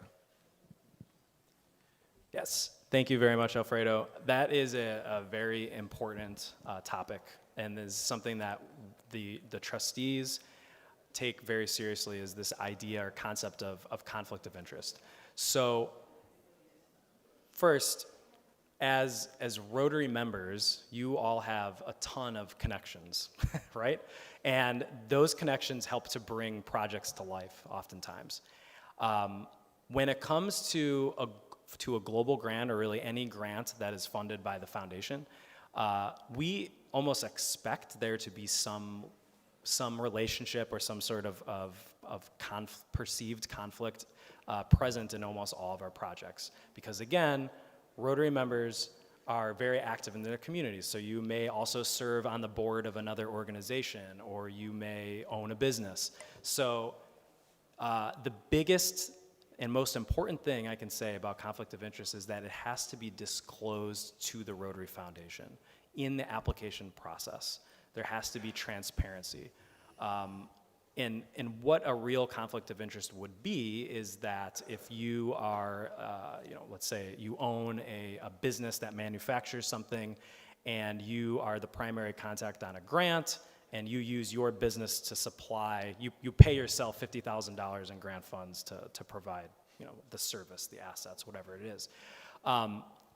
That would be considered a conflict of interest because you are directly responsible for that global grant as the primary contact, and you are also enriching yourself through the business. Now, there is a process, and it is perfectly acceptable for Rotary-owned businesses to be used as vendors. The individual who owns that business should not be the primary contact on the grant, but as long as the business is providing a competitive cost, so there has to be a competitive bidding process that takes place anytime a Rotary-owned vendor is being used to ensure that a competitive price is being achieved. And as long as that's the case, there's no reason why they cannot be selected as a vendor. But again, that conflict has to be disclosed during the application process. And we do ask that specific question in a global grant application what relationships, what potential conflicts exist between the members of the committee. But I would encourage you to think about what potential conflicts exist with any club member, any member of the district that might be involved in the project that is also involved in other aspects of implementing that grant. So whether it be another organization that you're working with, or even the vendors themselves. If Rotary members are representing those other entities, that should be disclosed. Is that good? Yeah. Thank you, very important. So serve, not taking advantage. That's the very crucial point, and we are glad Rotary is ranked very high on this viewpoint. Any other question? Or please, John.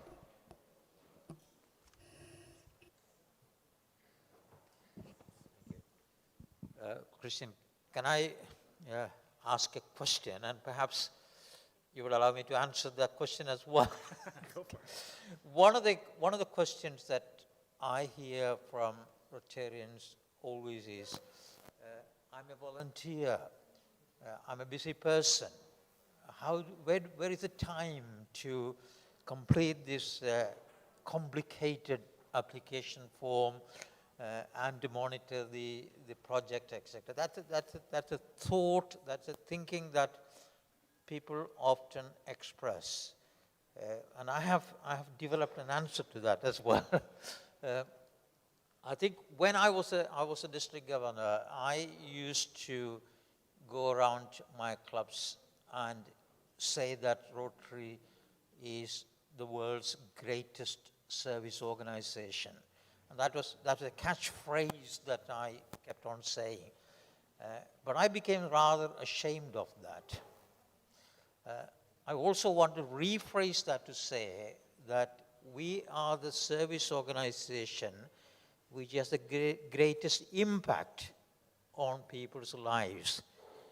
But I could not honestly say that until I became a cadre and I went and saw people changing other people's lives, and until I realized that the Rotary Foundation has put in place means to measure our impact. I think we need to just think about not only just the size of our projects, but we also now to measure our impact. And that is what the Rotary Foundation is helping us to do through everything that you do, collect our data, reporting mechanism. We are able to say to the world that we are an organization which has got a huge impact on people's lives. And it has got one other benefit, that is that I think there are other organizations which now partner with us. Bill and Melinda Gates Foundation, World Vision, they are all coming to us and say, we have 1.4 million people in the community trying to engage with those who need our services. They don't have that. But we need to promote ourselves. We need to tell them that we are a tightly run organization which has got extremely due diligence processes.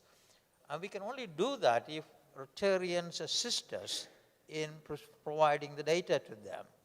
And the more we promote ourselves as a professional organization, we will get more support from these big players in the game. So as a cadre, I have moved on from simply organizing projects to someone who feels that what I do, I want to do well. And I want to make sure that what I do, I get maximum return from every dollar that I get from my donors, my club, my district, and Rotary Foundation. So I think it's a mindset. So it's not that complicated to do it. Once you get into that mindset, you see the benefit from that, and it makes it a lot easier to do that. So I asked a question, and you don't mind, unless you want to answer it. No. Thank you, John. Very important. The impact. I don't know. Chris, you want to add something to this? Yeah. Yes, please. So, thank you so much, John. That was great.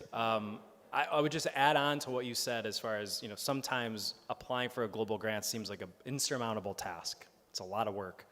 But there are resources available to help you. So I just encourage everyone to not do that alone, to not be working in a bubble, to reach out to cadre members, to reach out to your regional grant officer, to reach out to other clubs in your district that have done global grants successfully, and to share experiences and learn from one another, because like you said, a lot of people quit or give up before they even finish that application, because it can be challenging. So, but there are resources available to help you. So I just want to make sure that that's clearly communicated. Okay, thanks. Someone else want to say something or ask something? Sergio?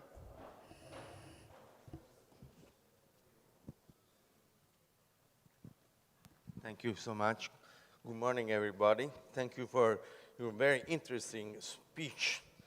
When I went to San Diego, I remember our actual DG said, Sergio, if you want to start in a very good shape here, you have to come back with a global grant.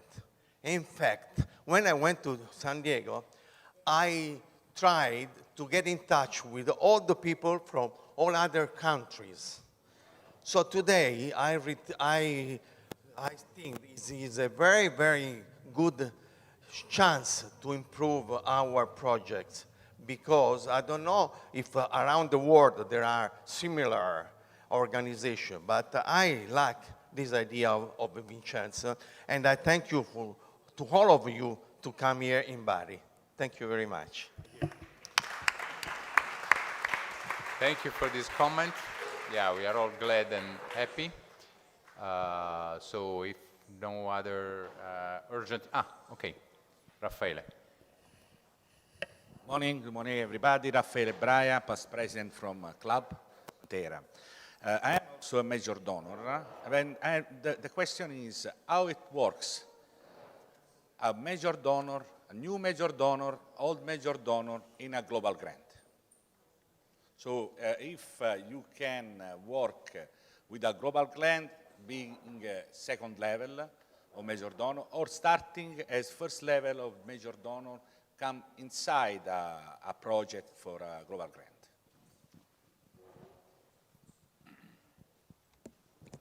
Thank you. So if I understand the question correctly, I guess I'll answer it in one way, and then you can tell me if I don't answer it. There's no restrictions in place that dictate how you as a major donor would contribute to a global grant as far as amount. I know that there are, and this is not my area of expertise, so maybe David can help me, but I know there are ways to make specific donations to specific areas of focus. Yeah, like the area of focus. I'm blanking on the term. That's it. Directed gifts.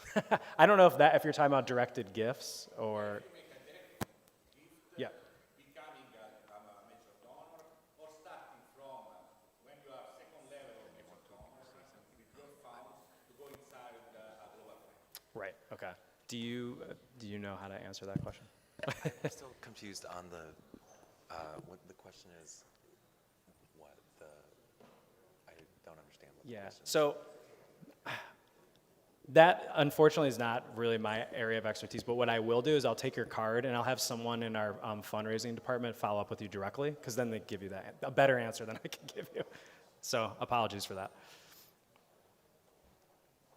Okay, so it's an important point, maybe to be discussed later. Okay, I think we are done, and so let's thank again Chris. Thank you, everyone. Very interesting presentation from from the Rotary machine, from the inside of the organization. Now, unless something different is going on, we are ready to start with with the program. And so we start with the presentation of projects. So the first one in this list, in my list, is a project from the sponsoring Rotary Club Armenia International, Save Our Planet. And the project title is Eduser for Peace. And it should be online. Garrett Thompson, are you there, Garrett? Let's check the connection.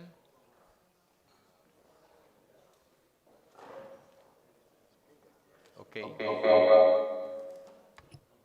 Can you hear me?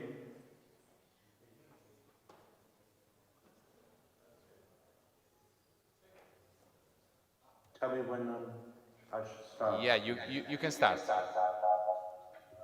Thank you so much for this invitation. I'm very honoured and pleased to present to you. I'm presenting on behalf of the project called Eduser for Peace. Eduser means education of and for the South. And the project is located in La Tebaida, which is a small town in the coffee area of Colombia. And we're presenting on behalf of Armenia International in District 4281. Our project is really quite simple. In a way, what we're trying to do, and what we have been doing, is to supplement the normal school curriculum in a secondary school with human-centered approaches which help people, families and the community to come to more peaceful relations with each other, with themselves, and a greater understanding of what their education consists in, trying to complement the existing educational system. So La Tebaida is a small town of about 30,000 people, which suffers from many social problems such as unemployment, violence, drug addiction, and like many other parts of Colombia, it suffered because of the conflict.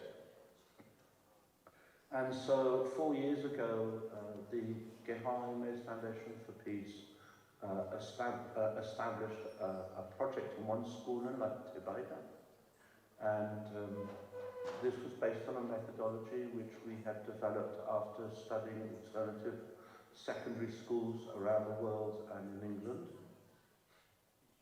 We formed our team, and I'd like to present to you Rosanna Sil, who's in Colombia, who will be speaking soon. Rosanna? Muchísimo gusto. Mi nombre es Rosana Silva, estoy aquí en Colombia, en la Tebaida Quindío. Hemos venido trabajando con 12 escuelas en esta área, con 120 jóvenes.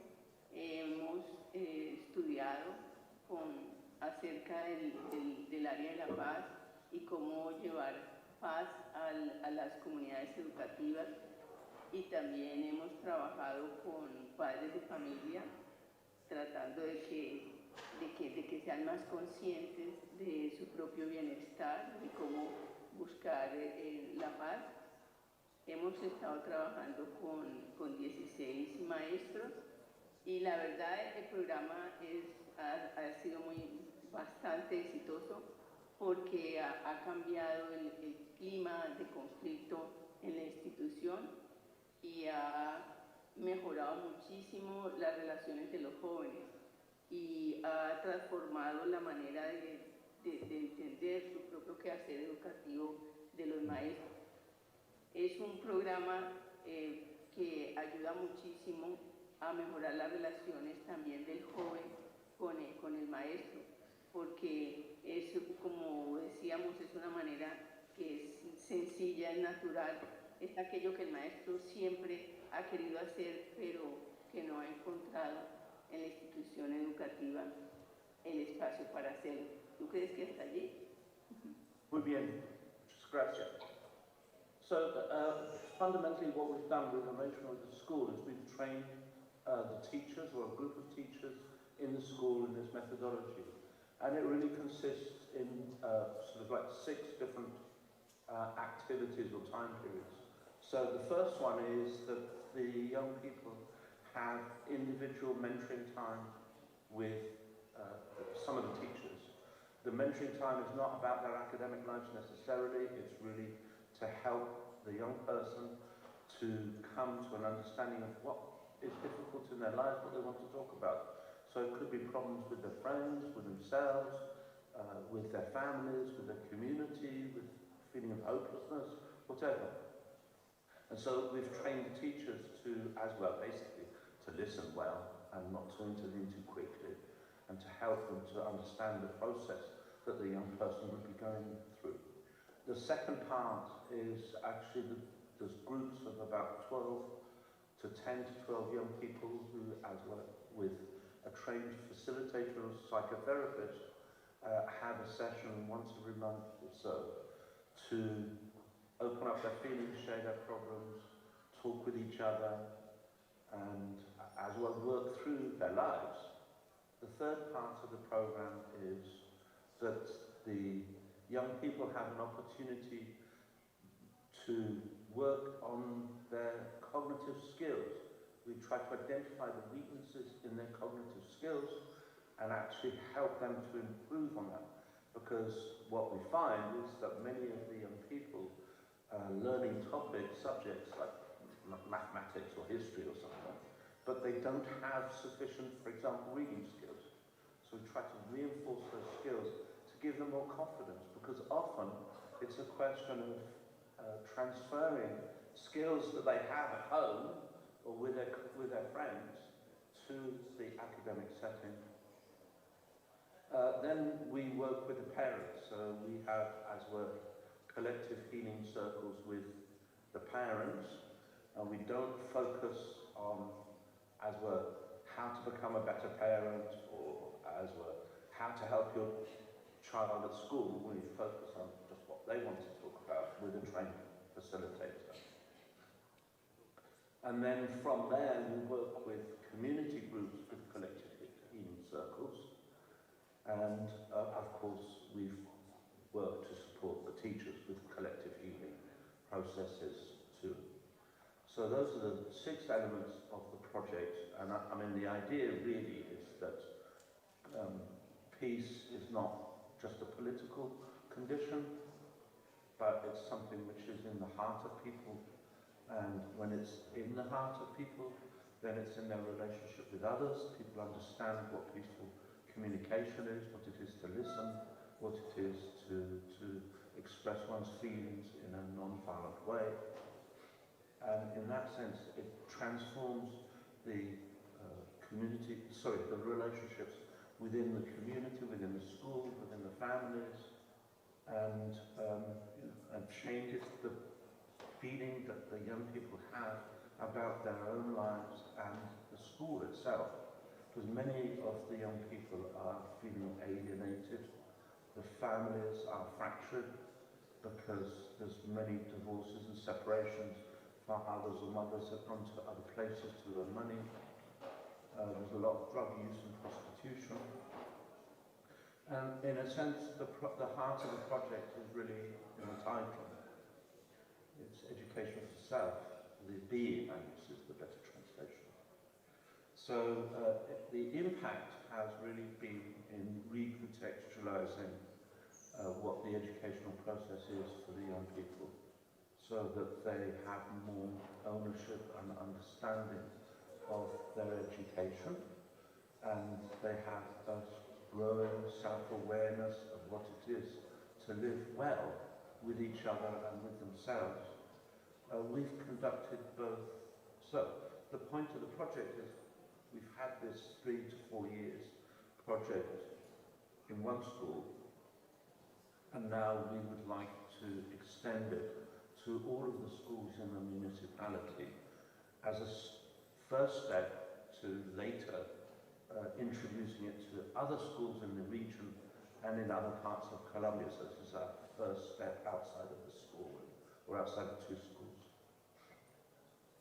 So We've conducted evaluation in two ways. We've had obviously qualitative evaluations whereby we've interviewed the teachers and the administrators, the principal and all of the young people to see what's been working well and what hasn't been working so well. We've made adjustments accordingly. And we've also done a quantitative analysis, adapting a questionnaire which was developed by the University of Denver, Colorado, Denver, to the local context. And actually we had a control group. We gave them the questionnaire to two groups prior to the introduction of the methodology, and then we tested both groups after the first year and then the second year and so on. And you see that actually there's a really significant difference in the results. I'd like to also say that Rosanna and her team have been wonderful in the sense that the school won a prize for the most innovative educational methodology a year ago. At the moment, we're projecting the introduction of this methodology into the 7 schools in the municipality to cost roughly $48,000. The Foundation Geheim Mays is putting in 12,000, and we already have pledges for another 10,000 or 11,000. So that's where we are with that. Yeah, I think that's what I would like to say. I'll show you a photograph. Excuse me. Okay. Thank you, Gareth, for this presentation. Maybe we have time for questions. Also, let me remember that for those of we have excellent translation and translators here. So, who is interested, even in this hall, to follow the translation in Italian? You can use your cellular phone to be and your smartphone be connected to the website, and which is known, sure, yeah, and you can listen the translation in Italian. I'm sorry for the Spanish or Colombian that we are not ready for that.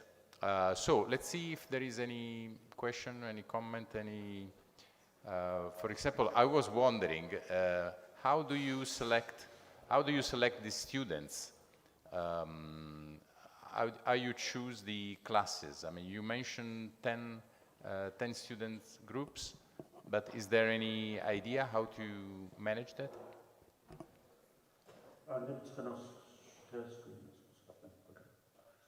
Yeah, thank you very much. Well, okay, so we chose the school in the following way. First of all, we made a general presentation with the Minister of Education to a set of headmasters of different schools, and this school was close to our local office, and they seemed the most enthusiastic, so we tried to work with a school that was most, easiest, because we hadn't tried out this methodology. And then we worked closely with the school principal to select the teachers. Out of the teachers, we chose 5 or 6 who were likely to be most sympathetic. And fundamentally, they selected the group. So this is a methodology which is really for 13 to 17-year-olds. And so they selected the groups. So I think there were 4 groups per year, and we started with 2. And then slowly, bit by bit, each year we increased the number of teachers in the project, and we increased the number of students in the project.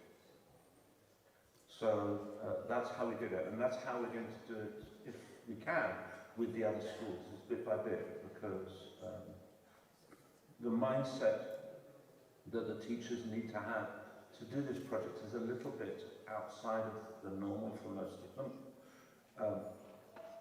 After a couple of years, most of the teachers get the idea, and then finally you know, in this first school, all of them have the idea of, I said, okay, this is a more human-centered approach, and you know, it's very different.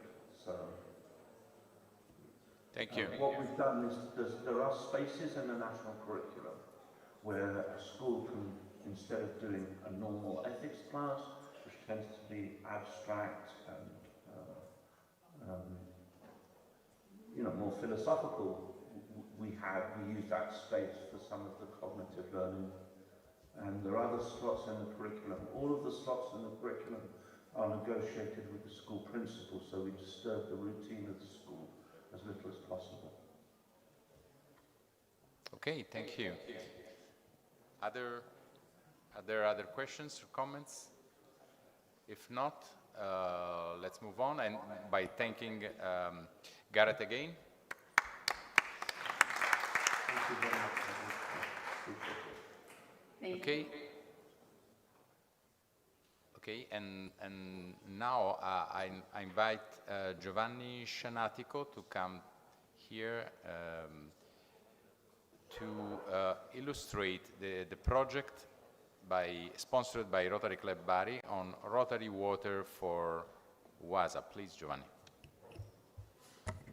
Buongiorno a tutti, sono Giovanni Scianatico, presidente eletto incoming del Rotary Club Bari.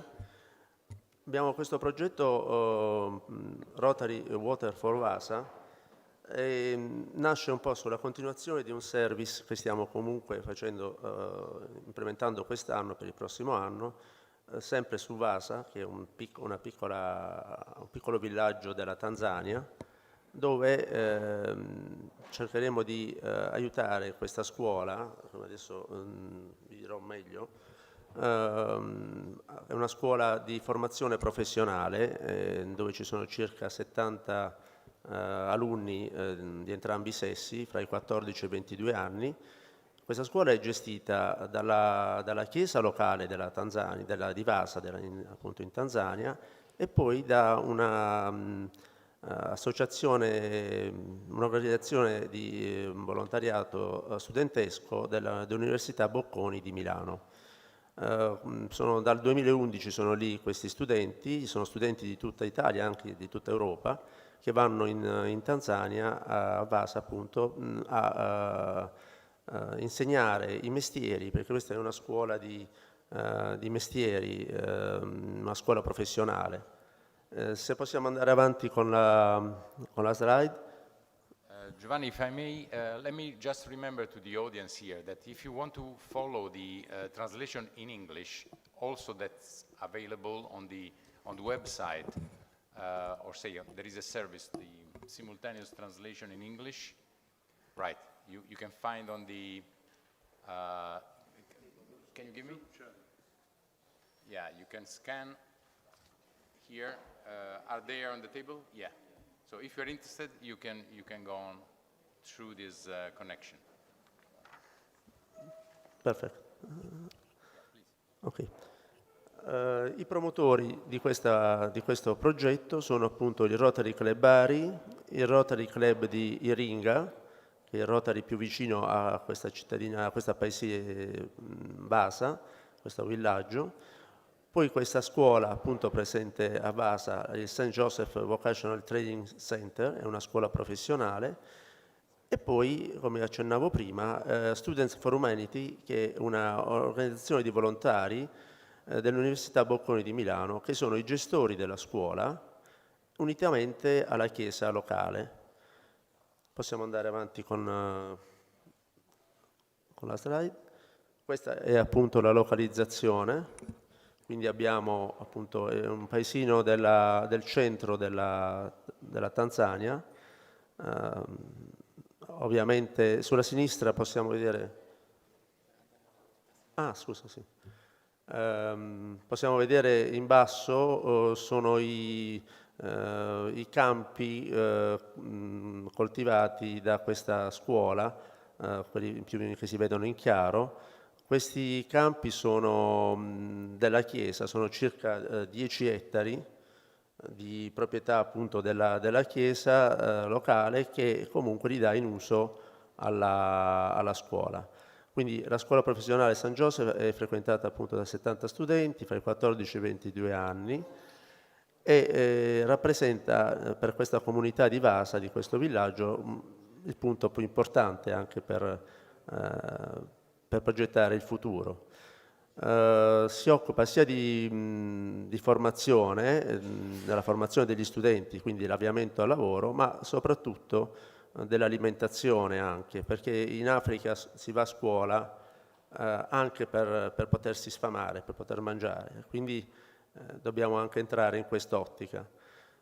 Quindi, come dicevo prima, la scuola dispone di una superficie complessiva di 26 acri, 10 ettari, adibiti alla coltivazione dei prodotti agricoli, utilizzare per soddisfare i bisogni alimentari della comunità studentesca.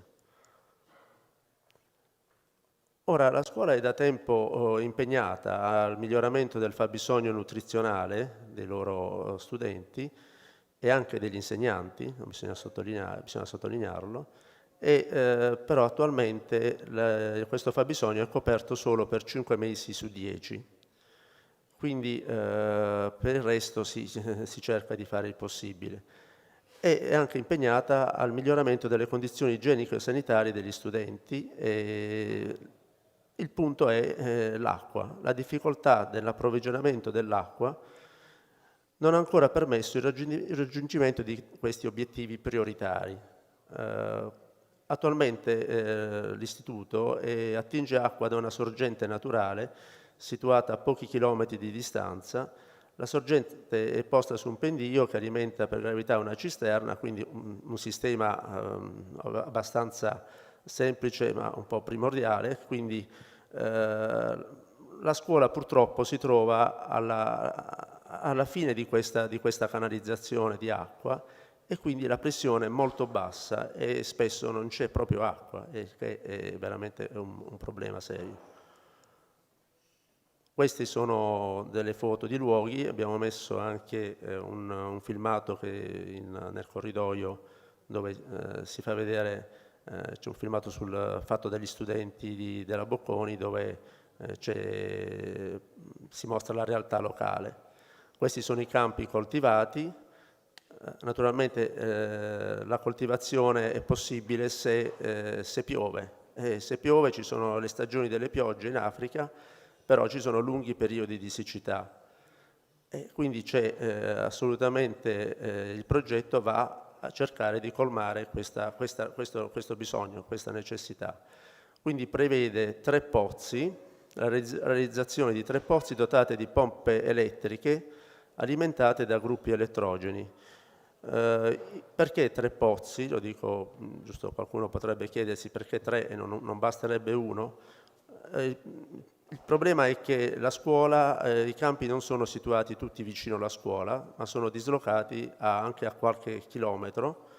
Ce n'è solo uno vicino alla scuola, quindi un pozzo sarà realizzato vicino alla scuola e servirà sia per dare acqua alla scuola che per alimentare questo campo vicino. Abbiamo pensato anche, perché confrontandoci con chi è già lì, il problema di queste pompe non è così semplice alimentarle cioè lì non abbiamo delle strutture che forniscono elettricità in maniera continua e quindi queste pompe devono essere alimentate da dei gruppi elettrogeni a gasolio o ad altro combustibile. E poi il progetto prevede naturalmente degli impianti di irrigazione per i terreni agricoli. Quindi dicevo appunto un pozzo è a servizio della scuola e gli altri 2 invece sono destinati all'irrigazione dei terreni agricoli più lontani.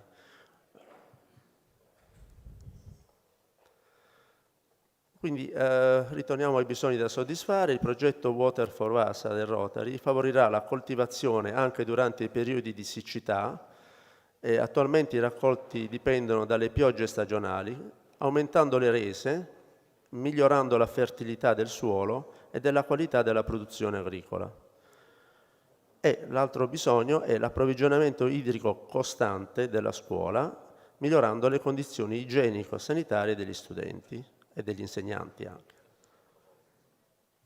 Quindi i beneficiari e i risultati: studenti e personale scolastico, accesso più facile all'acqua potabile, benefici nutrizionali per una gamma più ampia di colture coltivate tutto l'anno, migliori pratiche igieniche, acqua per cucinare e pulire la scuola. La comunità di Vasa avrà anche una ricaduta positiva perché ci sarà un accesso più ampio agli alimenti venduti sul mercato a prezzi più accessibili, perché i ragazzi si prefiggono di vendere i prodotti in eccesso e quindi andranno a soddisfare anche l'alimentazione in parte della comunità di Vasa, un ambiente più sano attraverso un uso più efficiente della risorsa idrica e la diffusione di migliori pratiche igieniche ed agricole. Abbiamo preventivato $40.000 come spesa, dovrebbe essere possibile realizzare i 3 pozzi perché sono dei pozzi, l'acqua si trova soli 12 metri di profondità, perciò i costi sono assolutamente realizzabili con questa cifra e quindi spero che il progetto sia approvato dalla Rotary Foundation e soprattutto trovare i finanziatori, perché i finanziatori è una bella operazione, un bel progetto perché unisce gli studenti europei a degli studenti africani per cercare di formare lì delle comunità che si possano autosostenere. Vi ringrazio per l'attenzione. Grazie. Grazie Giovanni. C'è qualche domanda? Qualche commento? Qualche curiosità? È stato abbastanza chiaro? Quindi... Va bene. Ok. Grazie Giovanni ancora. Now it's let's move on the third project. Oh, let me remember that our idea is that we have roughly speaking 10 minutes per project, but we are ahead of time, so our schedule is it's okay. So in case we need more time, that's no problem. Now I don't see Titti Cavallini. Here we go. So Titti Cavallini, yeah, let's. Please, Titti. The project title is Women in the Field, and the sponsor club is Bari Sud. And Titti, the stage is yours, please.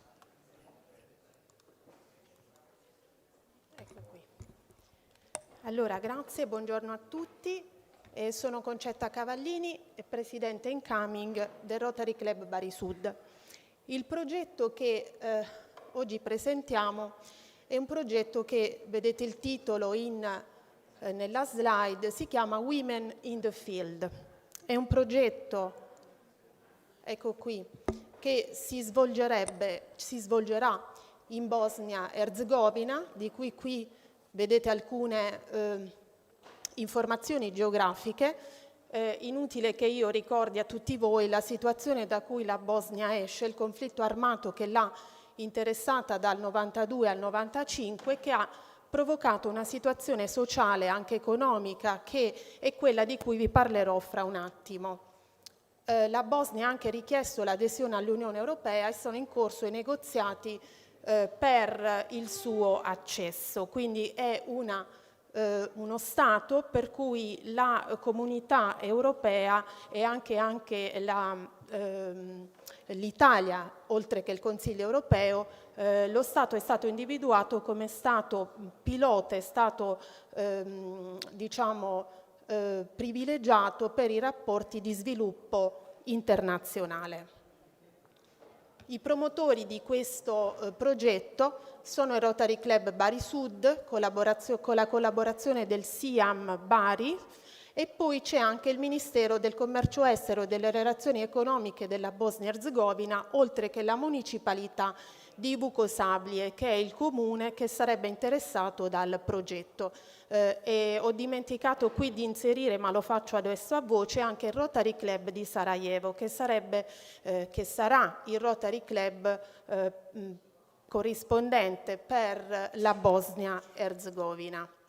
La localizzazione del comune interessata dal progetto, vedete, è il nord della Bosnia, etnia prevalente è quella serba, e il background, che è quello forse che ci interessa di più, è una situazione sociale composta essenzialmente da comunità agricole, e all'interno di queste comunità agricole, che si dedicano soprattutto economicamente all'agricoltura, la comunità è formata, vedete, soprattutto da donne e bambini. Io penso che la cosa più interessante di questo progetto sia il fatto che riesce ad intercettare molte delle linee di interesse del Rotary internazionale, non solo lo sviluppo economico e sociale delle comunità, ma anche la formazione di donne e quindi anche la relazione donna-bambino, che è quella proprio su cui si fonda la struttura sociale della comunità che ci interessa. Chiaramente per la situazione di conflitto, ma anche per la migrazione, queste comunità si sono depauperate di presenza maschile, e chi supporta poi economicamente la società sono le donne, spesso con l'aiuto anche dei loro figli. Vedete qui qualche foto di queste comunità di donne che hanno fondato una sorta di cooperativa che si chiama Dobor Kula, è un'associazione solamente di imprenditrici nel campo dell'agricoltura donne che supportano questa comunità e che sarebbero il focus principale di questo progetto. Il progetto prevede tre assi principali. Il primo, percorsi di formazione e di assistenza tecnica appunto per queste donne, poi ancora la realizzazione di nuove serre dove coltivare i loro prodotti agricoli e infine l'acquisto di attrezzature agricole. Chiaramente il contributo sarebbe un contributo economico, ma soprattutto un contributo primo asse formativo, e questo è quello che le donne chiedono, di essere formate per diventare autonome e teste di ponte per uno sviluppo della loro comunità. Abbiamo stimato anche qui dei costi possibili, ma la cosa che tenevo a precisare qui è che il progetto è stato concepito come un progetto modulare, quindi che può essere realizzato in parte ma può anche crescere. Quindi c'è un budget iniziale che è di $30.000, che è il minimo che il Global Grant richiede, ma il progetto può anche crescere e nel caso in cui la formula funzioni si può decidere di investire un importo superiore. Gli obiettivi principali sono qui elencati: incrementare le capacità imprenditoriali di queste donne, formare profili gestionali in questa comunità e poi ancora sviluppare le attività agricole e ridurre la povertà come conseguenza ultima delle comunità svantaggiate attraverso questa formazione. C'è un impegno dei partner di partenza, questo è chiaramente un impegno di partenza sia del Siam Bari che del Ministero della Bosnia-Herzegovina, che è un contributo politico importante per noi per dare supporto al progetto. Come dicevo, il budget iniziale è di €30.000, ma il progetto è costruito per essere un progetto modulare. Tutti i beni ovviamente acquistati e le serre prodotte, le attrezzature, diventeranno di proprietà dell'Associazione delle Donne di Dobor Kula. E grazie mille per l'attenzione. Grazie Titti. Bene. Vorrei assicurare tutti che David non stava parlando con la mamma o con il partner. So David, it was a joke. I mean, you were not talking to your mother or a partner. It was actually connected to the link that, let me show again, that you can use also to translate from Italian to English or from English to Italian. Grazie Titti, restiamo in italiano. Molto interessante il fatto che sia modulare. Quindi Titti, non so, può essere anche pensato in un piano strategico di club che possa avere una continuazione su 3 anni o più. Grazie, sì, infatti. Molto interessante. Ci sono dei commenti, delle richieste di chiarimento? Domande? Bene, so let's switch back to English because so we move on to the fourth project that's sponsored by the Club of Beira Civeve. I guess that's the right pronunciation. Maybe we check with Felicio Madureira that I think is connected, if it is right, and he will talk about the project. The title of the project is Management of Mangroves in Ngao. Please.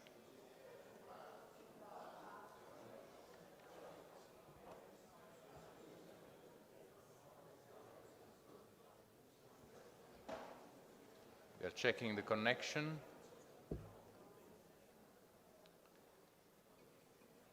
Hopefully Felicio is there.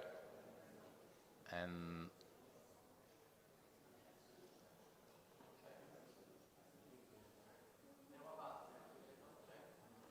okay, so we move on because so far we don't have Felicio online. And so we asked Giuseppe Cortese, who is in the hall, to come to the stage and present the project sponsored by Rotary Club Bisceglie. The title is Io custode di mio fratello. Maybe if you want to translate. Sì, grazie. Buongiorno a tutti, sono Giuseppe Cortese, Presidente Rotary Club Bisceglie per l'anno rotariano 2023-2024 e ci tengo a precisare che il contatto principale per questo progetto proponente è Marcello Di Gregorio. Qui stiamo vedendo un po' le immagini che ci ha spinto, ci ha portato a approcciare, a avvicinarci grazie a delle raccolte di lettere al direttore, dove il papà della nostra past president, Mimì Di Gregorio, ha raccolto e presentato, Marcello ha presentato un po' di anni fa. Questa è una situazione di malati di mente, quindi io custodio mio fratello è una speranza per la salute mentale nel mondo. E cosa viene fuori? Forse, scusa Roberto, se stai andando con l'immagine facciamo dopo. No, però magari sì. Quindi soprattutto diffondere la cultura della lotta ai pregiudizi e della possibilità di aiutare i meno fortunati in qualsiasi settore, combattendo gli atteggiamenti di una indifferenza e di pigrizia sostenuti dalla solita frase «ma io che ci posso fare?» Cioè il titolo «Io custodio mio fratello» nasce proprio dalla frase «io che ci posso fare», e come rispose Caino al Signore che chiedeva dove fosse suo fratello e che sono io custode di mio fratello, la risposta è evidentemente sì, siamo ancora noi, siamo tutti custodi dei nostri fratelli, ovunque si trovino e qualsiasi problema abbiano, così come siamo responsabili del bene comune, materiale e immateriale. Detto questo, quando la nostra past president Marcella ha visto questo filmato che abbiamo sintetizzato, ma ci sono documentate tante ci sono proprio molto esplicativi, c'è sia la Rai 1 che ha realizzato un filmato con Monica Maggioni e anche con TV 2000. E a questo punto sentiamo Roberto, se puoi alzare la voce, perché spiega in effetti. Mia stessa immagine. Vedo me stesso e mi sento come se io fossi al suo posto. Ogni volta mi sento come lui, perché lui è l'immagine di tutti noi. L'uomo era bloccato a terra come Gesù sulla croce. Era la prima volta che vedevo l'immagine di un uomo vivo, ma in decomposizione.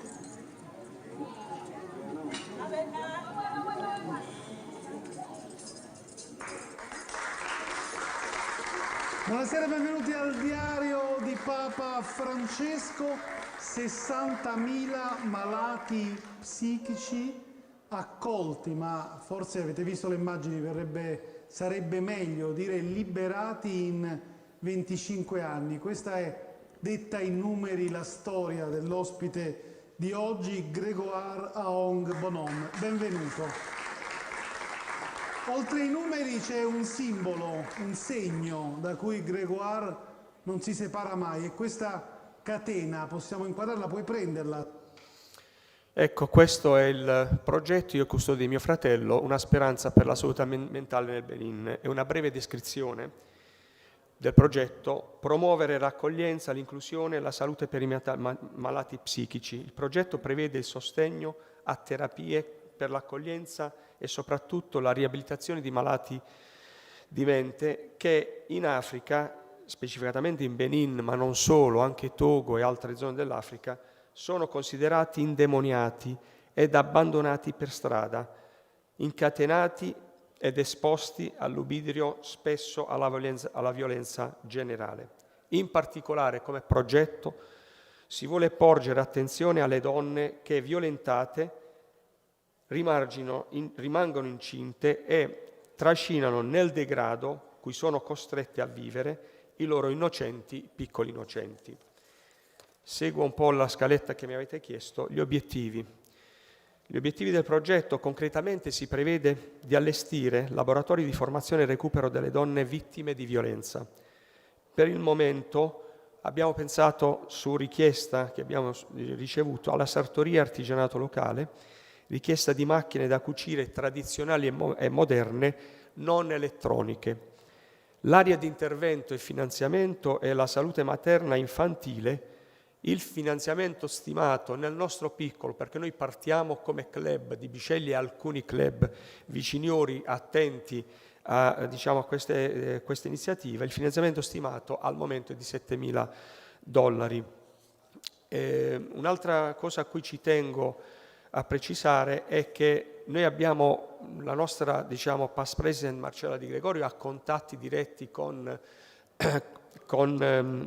Sam Camille Dell'Ellis, con Grégoire, che abbiamo visto prima nelle immagini, e ultimamente c'è stata visita nel Benin di nostri 2 rotariani, e cioè Eliana Centrone e anche dell'amico Ceci, che hanno visitato questa comunità, la San Camille dell'Ellis, e dove, in contatto anche sia email che con telefonico, sono in contatto con noi proprio per portare avanti e costruire queste richieste. Quindi io vi ringrazio, spero di essere stato nei tempi. Perfetto Giuseppe, grazie. Grazie anche per te, sei stato molto chiaro. Vediamo se c'è qualche domanda o commenti. Bene. So I think we have now online Felicio Madureira.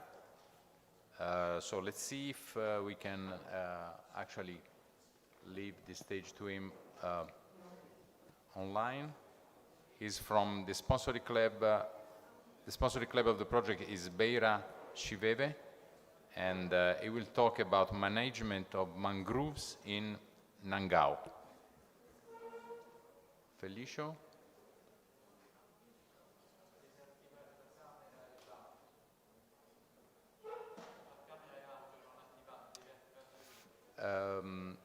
So Felicio, please, you should switch on the camera and the mic and the microphone.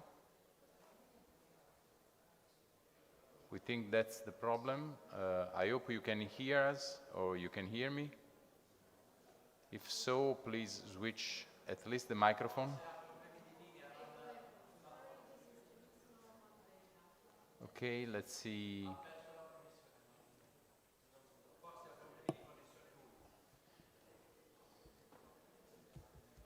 Yeah.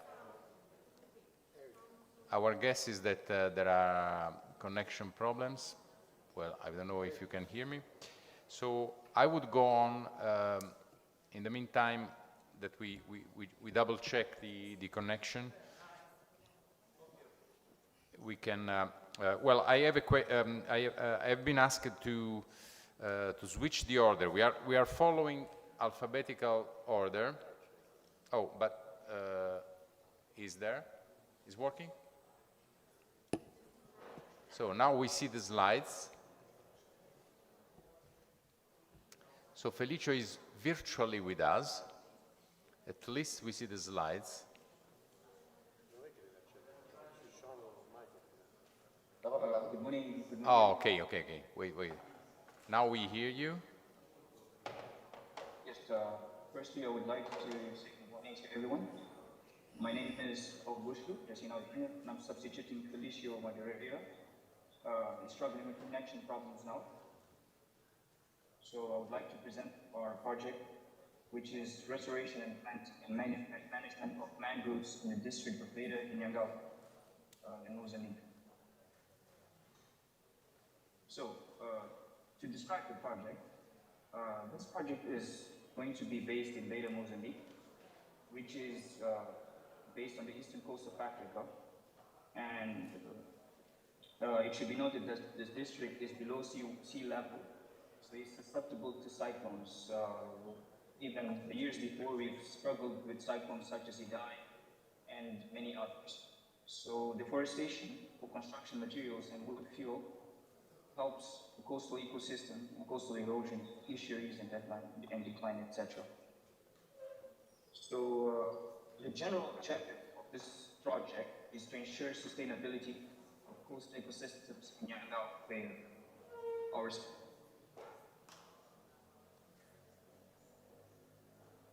region, introduce alternative forms of livelihood for the communities through creation of cooperative self-fishing inputs and providing the community with fresh fish conservation methods, acquisition of solar panels to supply electricity, acquisition of cooler boxes for ice conservation, and on fishing boats.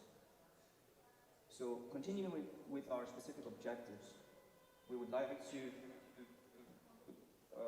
have the acquisition of refrigerators, freezers for preserving fishing on land, the creation of saving groups, improved fishing capacity, introduction of the production of improved stoves to provide local members with knowledge about the sustainability of coastal ecosystems and mitigation measures, reduce the vulnerability to weather extreme events, and stabilize the coastal line, introducing erosions from storms, surges, currents, waves, and tides. Our areas of focus on this project will be related to the environment, supporting the following goals: to repopulate 25 acres of mangroves in the community, to repopulate 10 acres with algal species from the coastal domain, qualify and train 15 members of the local community to produce improved stoves, repopulate 15 acres with fast-growing native forest species, support 25 community members in the introduction of agroforestry systems, and support 50 local fishermen with sustainable artisan fishing kits. So if anyone has an experience of how Mozambique is actually a poor country, but we are battered with the sea, and because of that we really struggle with cyclones, and these cyclones may some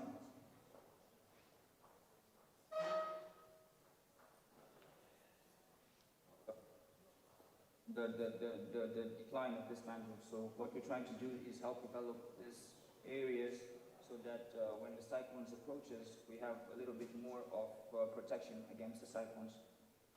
So continuing with our areas of focus, we can provide fishermen with cooperative 15 horsepower Yamaha outboard engines and rehabilitation of existing headquarters of fishermen's associations to serve associations cooperative. So $1,000, which includes equipment, material, and goods, consultation, training, projects, and demonstration, and monitoring, advertising, banners, travels, accommodations, etc. To meet with the budget, well, there's no sources of financing, so the budget will be entirely dependent on the funding from global grants. Thank you. We will be happy to receive any more comments or questions. collaborating in the future. Thank you. Thank you, Felicio. I see the project is pretty ambitious and also pretty large amount, say $400,000. Correct? Yeah. Probably you are not. Yes. Yeah, it's not based only on Rotary funding, right?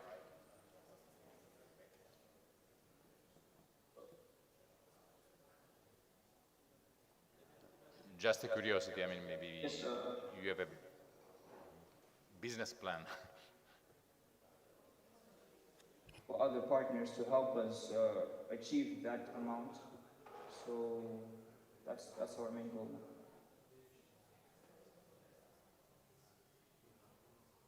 Yeah. Okay. Fine. Thank you very much. Other questions or comments on the project? Okay. Good. So thank you again, Felicio.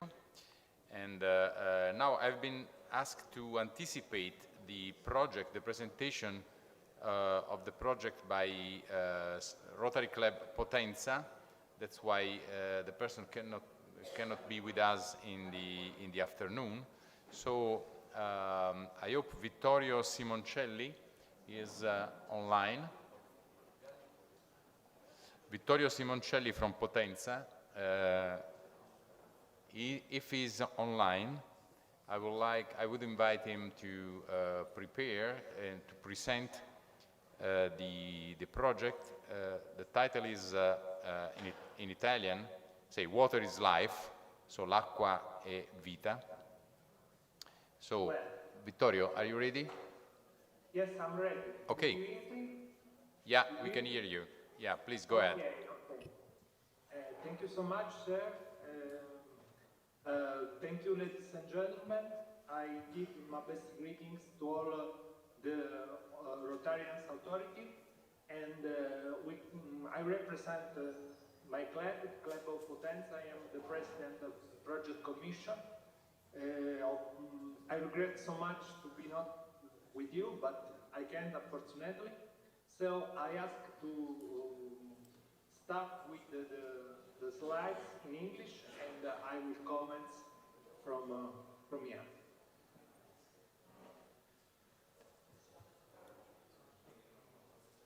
Can you show the slide, please? We see the slides.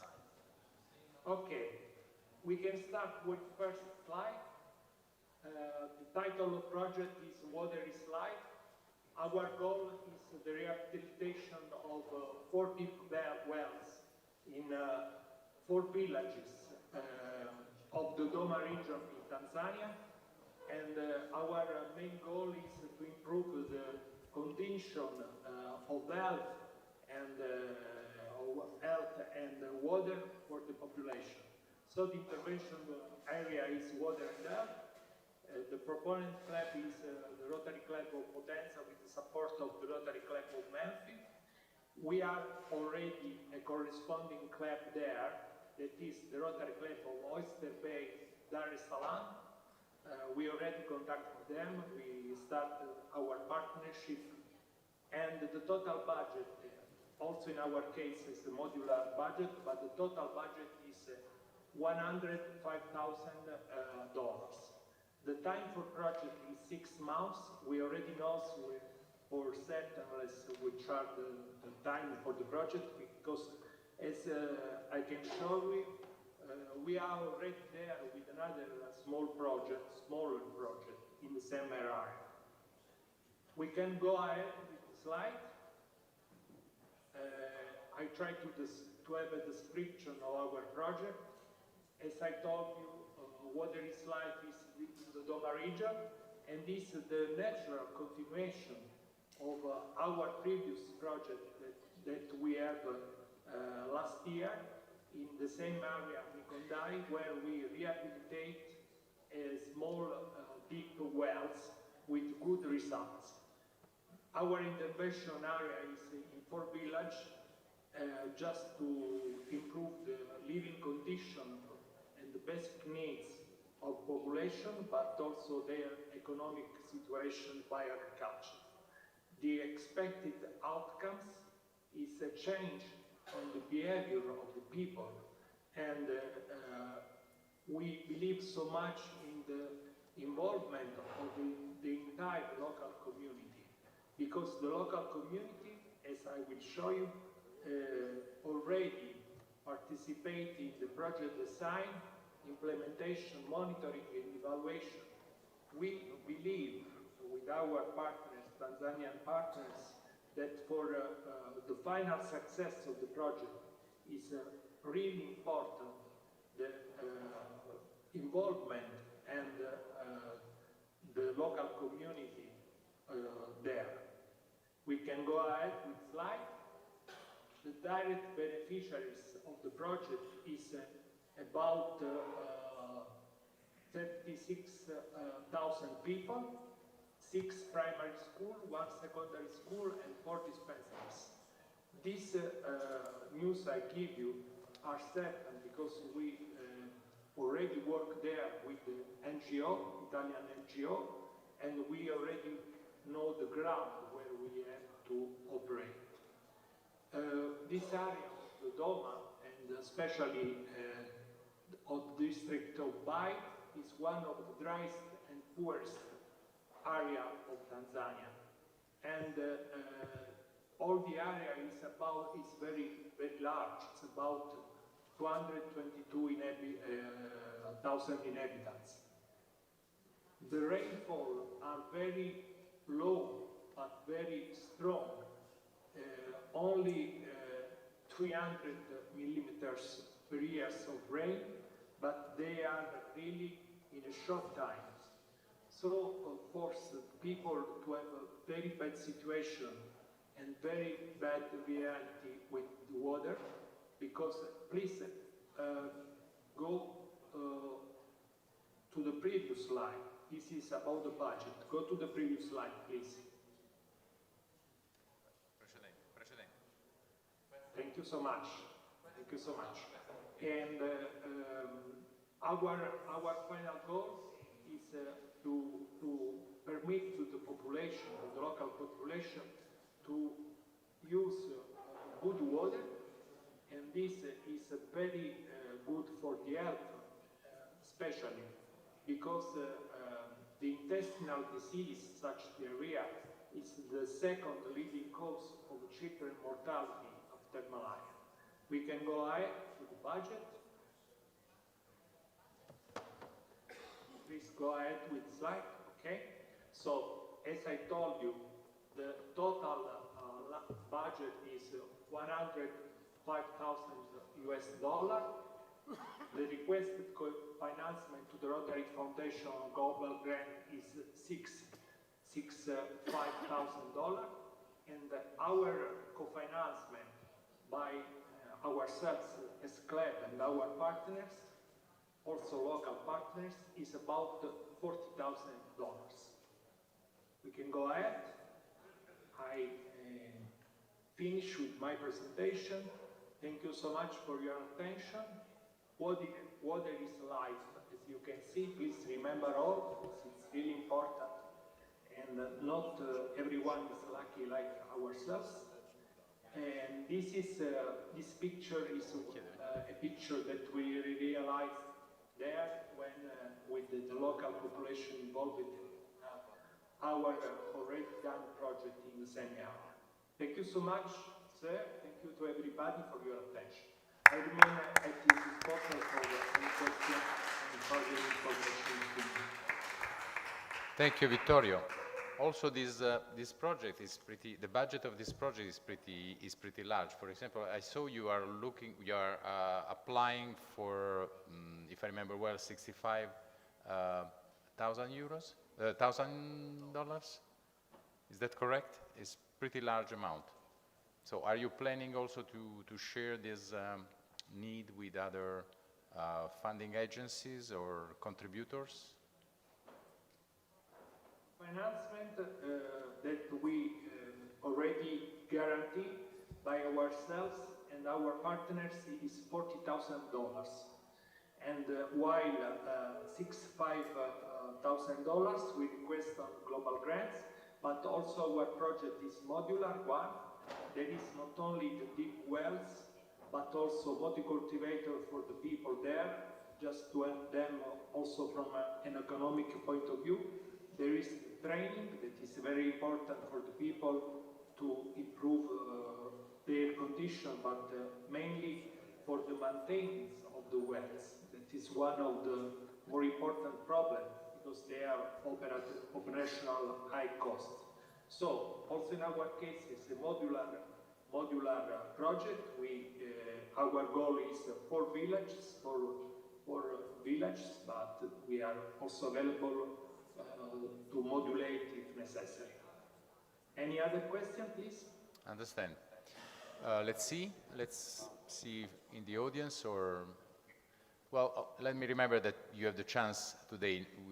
We are together with the grant officers and expert on teams. So that's for everybody. If you have for your proposal, if you have questions, I mean, I think it's a good time and a good chance to ask this question to our expert from the Rotary Foundation and Rotary International. Okay, thank you again, Vittorio. And now, since we are planning to go to have lunch around 1 o'clock, so we go on with the last project before lunch. And that will be given by, say, the Mucci family or the Mucci representatives. Giovanna? Okay. Okay. Please, Giovanna, join us. I'm sure the club of Gallipoli is very close to the heart of someone on this table, some PDG, and we are all with you, obviously. So the title of the project is 4 Wheels for Life. Please, Giovanna. Che lingua parlo? Your choice, Italian or English? I can speak both. I can do English. Go ahead in English, please. Okay. Good morning, everyone. My name is Giovanna Mucci, and I'm here today to present a project, a solidarity project, in favor of the Zambian people who need the support of an important organization such as Rotary International. Can I change the slides? Thank you. So the project was born from my personal experience as a past medical student whom went to Zambia for a volunteering project last year, and the project was organized by a mission from Humanitas University of Milan. Zambia is a country located in South-Central Africa, and the town we are talking about is Chirundu, and Chirundu is particularly located between Zambia and Zimbabwe. It's located at the border with Zimbabwe along the river Zambezi. Chirundu is principally a commercial transit point where an important bridge across the river Zambezi is located. The bridge's name is Chirundu Bridge, and it's quite famous because it's crossed by a very important road called the Greater Northern Road that connects South Africa with Egypt. In Chirundu, the Mentendere Mission General Hospital is found, and it is a missionary hospital founded in 1964 by the Catholic Diocese of Monze. The hospital is now managed by the Brothers of Charity, and it receives economic support from a lot of organizations, mainly religious organizations. Some of the support comes from the Zambian Ministry of Health. The hospital is today managed by Brother Hippolyte, whom is today connected online, and I greet and I thank for being present. Today, Mentendere Mission General Hospital is a second-level hospital that is able to provide patients with a vast majority of care services, from inward care to outward care. But for specific pathologies and in critical patients, they have to refer patients to first-level hospitals that are located nearby in Kafue and Lusaka, which is the capital of Zambia. Today, the hospital is the referral point of all inhabitants of Chirundu, and all the rural villages around Chirundu. The catchment area of the hospital is 75,000 people that we know of, 15,000 people from Chirundu and 60,000 people from the surrounding villages. However, we don't know the number of patients coming from Zimbabwe, which is a large number of patients. Moreover, a lot of patients also come from road accidents that unfortunately happen around Chirundu, especially because of the presence of trucks crossing the bridge between Zambia and Zimbabwe. Here you can see some pictures of the roads around Chirundu and the villages that I was talking about. As you can see, the roads are mainly off-roads, and even the main road connecting Chirundu to the hospitals of Kafue and the University Hospital of Lusaka is quite a dangerous road because it crosses a lot of hills, and a lot of road accidents also happen there. Here is a map of the road that I'm talking about, the main road connecting the Metendere Mission General Hospital to the Kafue Hospital and the University Hospital in Lusaka. And if you look properly, you can also see some of the villages that are located around Chirundu, and you can see that they are in hills. The hospital provides care for a lot of pickups from the villages. As you can see, there are 240 pickups annually, more or less. 240 referrals to the first level hospitals of Kafue and Lusaka, and they also estimated around 200 road accidents per year, which is quite a lot, and these are the main needs of our project. So this is our project. Our project is called 4 Wheels for Life, and the slogan says that face every field, reach every village. The medical land cruiser from the Metendere Mission General Hospital brings vital care what is most needed in the Chirundu district, Zambia. Our mission is to overcome every obstacle for the health of the community and to ensure safe childbirth, even in the most critical situations. So our project is a humanitarian project that involves buying a medical car for the Metendere Mission General Hospital. The focus areas are 2, and they are prevention and treatment of diseases and maternal and child health. The location of our project is the Metendere Mission General Hospital of Chirundu in Zambia, and our corresponding Rotary Club is the Rotary Club of Maluba, located in Zambia, belonging to District 9210, that involves also Malawi, Mozambique, and Zimbabwe. The aim of our project is, as I said before, buying a Toyota Land Cruiser 78, which is completely equipped as a medical car with the needs of the hospital. This is a picture of the Rotary Club Maluba, our corresponding club, and they're very nice to collaborate with, and I thank them very much as well. So what's needed to buy this medical car and to equip it properly is $80,000 USD. We've already planned a lot of a financing project. The main contributions will come from our club, Rotary Club Gallipoli, and from Rotary Club Maluba. However, we hope that other clubs and districts will take part into our financing project, including some Rotaract and Interact clubs of our district. We have already an Interact club that is willing to participate, and we have some of their participants here today. Also financing from the District 2120, District 9210, some of external sponsors, and obviously we ask for a global grant from the Rotary Foundation, which we hope we will be able to achieve. This is a beautiful picture that I took from the website of our collaborating district, and with this beautiful picture I would like to say that even though we are a small Rotary club, we hope that with the help of whoever is willing to collaborate and to help us, we will achieve this beautiful objective, and it's very, very big for the Chirundu community. Thank you very much.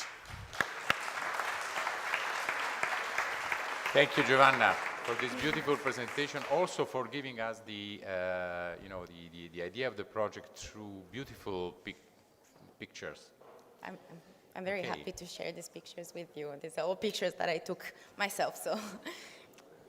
Okay, so we If you got have the questions. essence and the flavor of the project with the details. Any question? Any additional question? It's okay. So, if not, I mean, there is we have a last project before lunch. So, San Severo Club, the Club of San Severo is the sponsoring club for sviluppo economico delle donne attraverso la produzione del burro di karité. Posso? Buongiorno a tutti. Sono Ciro Piacquadio, past president del Club San Severo e attualmente presidente della Rotary Foundation del club. A fianco a me ho Attilio Celeste, altro past president e a suo tempo assistente del governatore. Allora cercherò di rubare poco tempo per lasciare la parola all'altro amico che illustrerà il progetto. Questo progetto, Global Grant, che è partito già l'anno scorso, è un progetto che è finalizzato alla fornitura e messa in opera di macchinari per rendere più veloce e pratica la trasformazione delle noci di karité in burro di karité nella regione del Medin.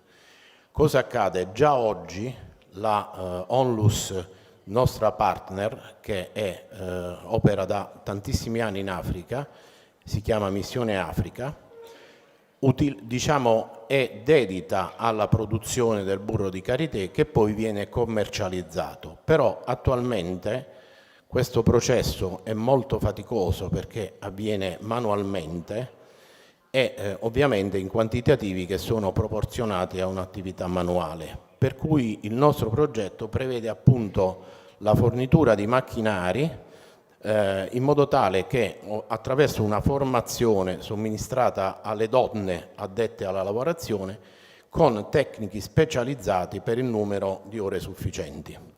Poi verrà effettuata anche la formazione per la gestione dell'intera attività, quindi anche la contabilità e la vendita. Il progetto prevede il coinvolgimento di 11 villaggi situati nel circondario della parrocchia dove verrebbero installati gli impianti. E abbiamo anche la partnership del club di Nati Dingu in loco. L'obiettivo appunto è quello di ottimizzare il rendimento dell'attività che viene attualmente svolta manualmente e per far questo ci siamo avvalsi della collaborazione di un'associazione, come ho detto, ormai da tantissimi anni radicate sul territorio, con la quale abbiamo già posto in essere diversi altri progetti, per cui la fase di presentazione vera e propria del progetto verrà illustrata dal nostro amico Raffaele Longo, presidente di Missione Africa, che a supporto ha preparato anche un piccolo filmato illustrativo e quindi magari sovrapporrà se stesso alla messa in onda del filmato. Vi ringrazio per l'attenzione e passo la parola a Raffaele.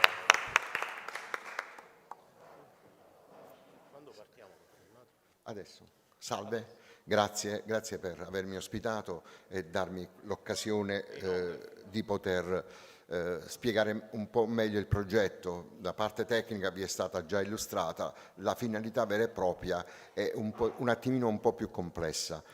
Siamo nella zona nord del Benin, nella Takora, a etnia principalmente Wama, dove purtroppo 3 clan su 4 di questa etnia praticano ancora le mutilazioni genitali femminili. L'obiettivo è, attraverso questi microprogetti, dare autonomia alle donne, una formazione che li possa far uscire da questa tradizione, da questa prassi e rendersi un attimino un po' più autonome. Quindi c'è l'obiettivo di rendere economicamente autosufficienti queste donne per non essere più succubi del marito o dell'uomo, ma allo stesso tempo dare quella formazione perché possono capire qual è la vera entità del loro corpo, conoscere se stesse per poter tirarsi fuori da questa pratica, per così dire, selvaggia.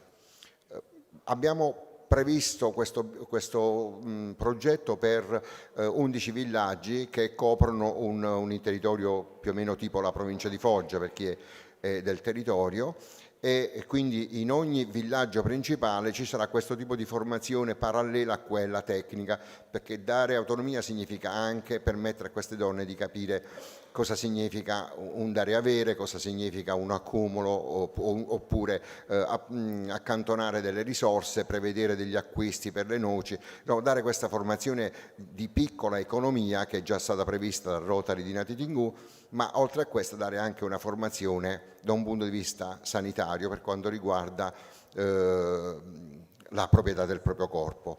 L'obiettivo è da qui a 10 anni vedere le prime bambine che sono fuori da questo progetto di mutilazione genitale. Lo scopo del Bureau di Carité poi si dovrà in un secondo tempo trasformare in trasformazione di cosmetica. Questa è la base per avere una cosmetica. Adesso le donne vendono il burro al mercato e lo utilizzano come prodotto di cucina, però si può fare di più, e quindi nella seconda fase, quando il progetto sarà andato online, cominceremo anche la trasformazione e ne faremo saponi, creme e quant'altro per la cosmetica. Questo un po' è da qui a 2 o 3 anni quale sarà il progetto, l'evoluzione di questo progetto se dovesse andare in porto. Grazie. Il budget, sì, mi dicono il budget per questo progetto è previsto in $32.848.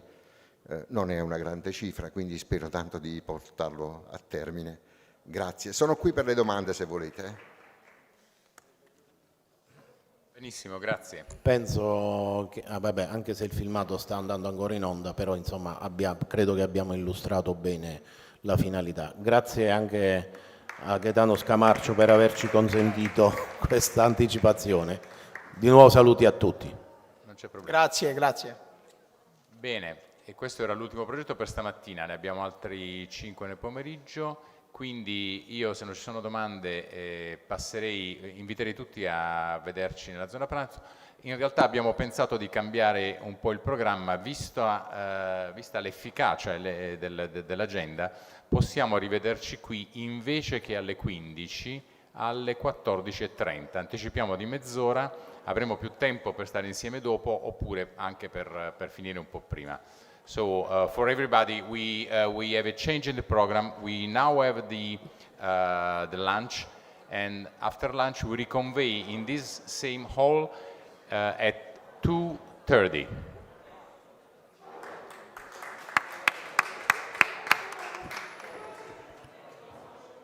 Noi cominciamo. Nino, se vuoi presentare gli altri progetti, per cortesia. Con piacere. Allora, ricominciamo, per ora in italiano, fammi vedere, forse? Anche perché ripresentiamo in italiano e ricominciamo con il progetto sponsorizzato dal club Lecce Sud, dal titolo Operazione Ciavuma, Stefano Pelagalli. Prego. Allora, un saluto a tutti, alle autorità rotariane e ai rotariani presenti. Complimenti al governatore per la scelta della location, perché sono stato sopraffatto dalla bellezza di questa sala, miracolosamente scampata all'incendio. C'è uno strano filo che in questo momento lega il Salento e lo Zambia. È uno strano filo e non solo rotariano, ve lo mostrerò insomma alla fine. Questo progetto, Operazione Ciavuma, è fatto in collaborazione con il Rotary Club Oswalwesi in Zambia. Ciavuma è una piccola provincia, al confine con l'Angola, nel nord-ovest dello Zambia. Qui, giusto a livello informativo, qualche dato per chi non lo conosca sullo Zambia. È impressionante il dato statistico sull'aspettativa di vita per i cittadini dello Zambia, che è di 58 anni, e la mortalità infantile. Comunque, diciamo, è un paese abbastanza grande. La zona di Chavuma si colloca in un'ansa del fiume Zambesi. Ovviamente, essendoci il fiume, c'è una grande disponibilità di acqua e questo ha facilitato l'insediamento umano su un'area comunque molto vasta. Le vie di comunicazione sono assolutamente inesistenti, fatto salvo quella striscia che vedete, che credo sia che è una route nazionale e che diciamo, consente gli spostamenti, ma all'interno ci si muove a piedi se non con mezzi di fortuna. In Zambia c'è una storica presenza di frati cappuccini, provenienti ovviamente da San Giovanni Rotondo. Dal 1831 sono presenti in Zambia e in particolare a Chavuma è da poco stata, dal 1931, sì, da poco a Chavuma è stata proprio dai padri cappuccini aperta, inaugurata una scuola. E il discorso delle scuole e in qualche modo anche dello studio è quello che ha mosso sostanzialmente questo progetto. Che mira alla realizzazione e all'agevolare diciamo, la produzione di mattoni anche diciamo, di blocchi, bricks come si dice in inglese, per la costruzione e per diciamo, il supporto alla costruzione di edifici scolastici, non solo scolastici, anche abitativi.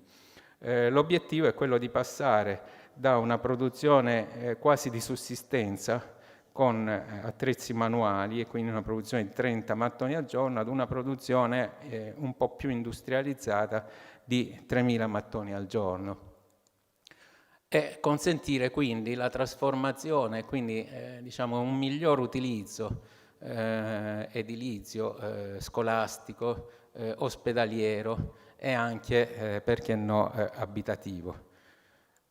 Ovviamente il progetto si colloca all'interno di una via d'azione principale, che è quella dello sviluppo comunitario economico, ma soprattutto la bellezza di questo progetto è la sua circolarità completa, non solo economica, ma anche ambientale, perché poi i mattoni verrebbero costruiti esclusivamente con materiali disponibili in loco, quindi abbondanza di acqua c'è perché c'è il fiume, abbondanza di inerti c'è perché ovviamente il fiume porta con sé gli inerti, abbondanza di terra anche a matrice argillosa lo stesso, e quindi questi mattoni in terra stabilizzata avrebbero un costo praticamente nullo. Tra l'altro abbiamo previsto nel progetto di finanziamento l'inserimento di pannelli solari per alimentare la macchina, che è molto semplice, si gestisce manualmente, fatto salvo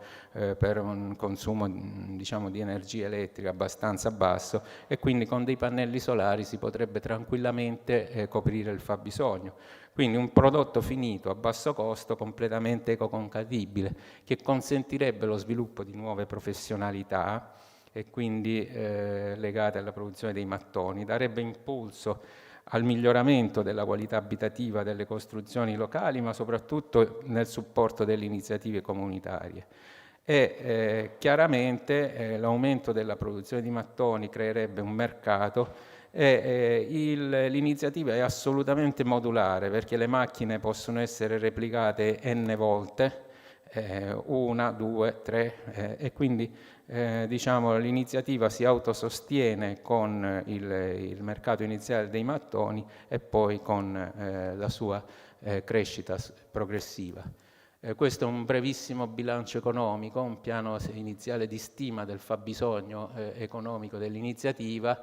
sostanzialmente diciamo, quello che viene richiesto, c'è un costo di allestimento, un costo di formazione, e qui ritorniamo al discorso della manodopera qualificata per apprendisti di 3 mesi, i macchinari con la formazione sull'uso dei macchinari e i pannelli solari. Quello che viene richiesto sono $40.000 sostanzialmente. Concludendo il progetto, direi il terzo filo che in questo momento lega il Salento con lo Zambia, ed è questo. Mi sia consentito, insomma, è il primo giocatore di calcio dello Zambia che in questo momento abbia mai militato in Serie A, però è un testimonial di eccezione veramente per questo progetto. Grazie.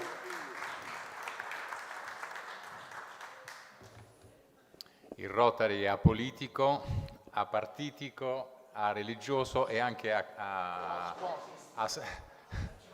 al di fuori delle lotte calcistiche. Grazie.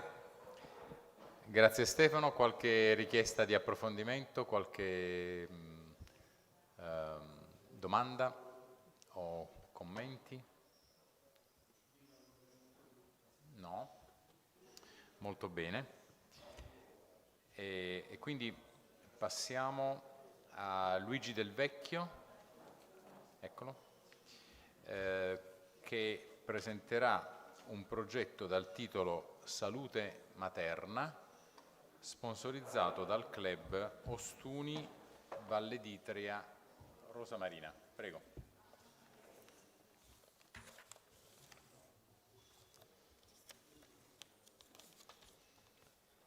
Allora, buongiorno a tutti, sono Luigi Del Vecchio, rappresento questo pomeriggio il club di Ostuni Valle d'Itria Rosa Marina e in modo particolare mi pregio di sostituire oggi, ci tengo a dirlo, perché è impegnato all'estero per sue cose familiari, Roberto Santomanco, che è il coordinatore distrettuale dei comitati interpaesi del distretto e che considero e ritengo l'autentico motore di questo progetto che sto qui a presentarvi. Lo ringrazio per questa opportunità. Allora, il progetto che ho il piacere e l'onore di presentarvi ha lo scopo di realizzare delle attrezzature sanitarie presso l'ospedale pubblico di Tandil in Argentina. Il club di Ostuni in modo particolare è gemellato con la città di Tandil, che è una città che si trova a sud-est della provincia di Buenos Aires. Assolutamente con brevità, l'economia dell'Argentina attraversa ormai da diversi anni un periodo di crisi caratterizzato da una alta inflazione e da un deprezzamento del tasso di cambio. Tecnicamente è una situazione che si definisce economia in stagnazione. Addirittura, secondo anche gli ultimi dati recentissimi riferiti al 2023, il livello di inflazione che ha toccato l'Argentina ha toccato quasi il 100%, con precisione il 98,6%, che è considerato il più alto a livello mondiale. Anche qui tecnicamente si parla di iperinflazione. Ovviamente non è questa la sede, facevamo poco fa anche dicevamo poco fa, insomma, non ci sono argomentazioni di natura politica, quindi tra l'altro non ho neanche la competenza per poterlo fare. Quindi non è la sede per definire le cause che hanno portato a questo dissesto dell'Argentina. Però in questo contesto rientra il progetto in esame, un progetto che appunto, come si può iniziare a vedere dalle slide, riguarda attrezzature per il sistema integrato di sanità pubblica a Tandil. La città di Tandil, come dicevo prima, si trova a sud-est della provincia di Buenos Aires, ha una superficie di quasi 5.000 km² e ospita una popolazione di oltre 140.000 abitanti. In modo particolare Tandil si trova in un distretto sanitario, l'8º, che comprende ben 15 comuni e quindi una popolazione complessiva di circa 500.000 persone. In particolare l'ospedale di Tandil, ospedale municipale Ramon Santa Marina, fornisce assistenza medica gratuita a tutti i pazienti di clinica generale, traumatologia, ginecologia, cardiologia, ostetricia, eccetera. Un dato che mi fa piacere sottolineare e che devo dire mi ha personalmente colpito nel momento in cui ho preparato e studiato questa brevissima relazione è che nel corso dell'anno 2022 il Rotary ha convocato le autorità sanitarie comunali di Tandil e ha discusso quali potevano essere le principali necessità, ovviamente di natura sanitaria. Le autorità hanno stilato un elenco di queste attrezzature necessarie per i diversi servizi del sistema sanitario ed è stato dato loro un ordine di priorità. In modo particolare la prima attrezzatura che su richiesta e quindi su input del Rotary è stata acquistata è un tavolo operatorio già messo in funzione nel 2023. Bene, detto questo, quali sono, vabbè, le slide non sono andate avanti, comunque lo dico io. Vabbè, ormai sono in fase di conclusione. Vado io? Ok. Allora, detto questo, ecco qua, questi sono gli obiettivi principali del progetto. In primo luogo l'acquisto di un aspiratore a ultrasuoni progettato per procedure chirurgiche ad alte prestazioni. Si ottiene un controllo senza precedenti nelle applicazioni sui tessuti molli, oltre alla potenza modulata necessaria per la dissezione ossea fine. Attualmente questa procedura viene eseguita manualmente. Poi c'è quest'altra attrezzatura che, almeno dalle notizie in nostro possesso, è considerata di prioritaria importanza, è il monitor per la mammografia, un monitor ad alta risoluzione da 5 megapixel che viene frequentemente utilizzato per visualizzare esami mammografici e che per l'ampio angolo di visione e il basso consumo energetico può essere ampiamente utilizzato in diverse aree radiologiche. Infine, altra attrezzatura di cui si ritiene esservi attualmente la necessità è il craniotomo, che esegue tagli ottimali nel cranio, essendo di grande aiuto per il chirurgo e fornendo grandi benefici negli interventi chirurgici lunghi. Attualmente l'ospedale non dispone di questa attrezzatura, alla pratica viene effettuata manualmente con sega. Bene, il costo che è stato preventivato per la realizzazione di queste attrezzature è pari a circa $32.000. In conclusione, sono stato autorizzato da Roberto Santomanco a poter dire che il club di Ostuni ha già messo in cantiere la somma di €1.500 e si sta prodigando attraverso la realizzazione di altri eventi. In modo particolare stiamo cercando una location adatta per un importante spettacolo musicale e quindi in questo caso cerchiamo il coinvolgimento di tanti partners per incrementare appunto questa somma che già, ripeto, sono stato autorizzato a poterlo dire, il Club di Ostuni ha messo a disposizione. Grazie per l'attenzione. Grazie Luigi. Benissimo. Qualche richiesta di approfondimento o domande? Comunque hai chiarito bene quali sono gli obiettivi, le macchine che interessano e i target. Benissimo. E adesso verificherei, quindi passerei oltre al penultimo progetto che verrà presentato da Alozi Innocent, che dovrebbe essere online, dal club sponsor di Osusu. Maybe we switch in English again, because that's related with the provision of 600 school desks and teaching aids to 6 selected primary schools in Isiala, Ngwa North and South, local government areas in Abia State. Hello Z, are you online? Can you hear us?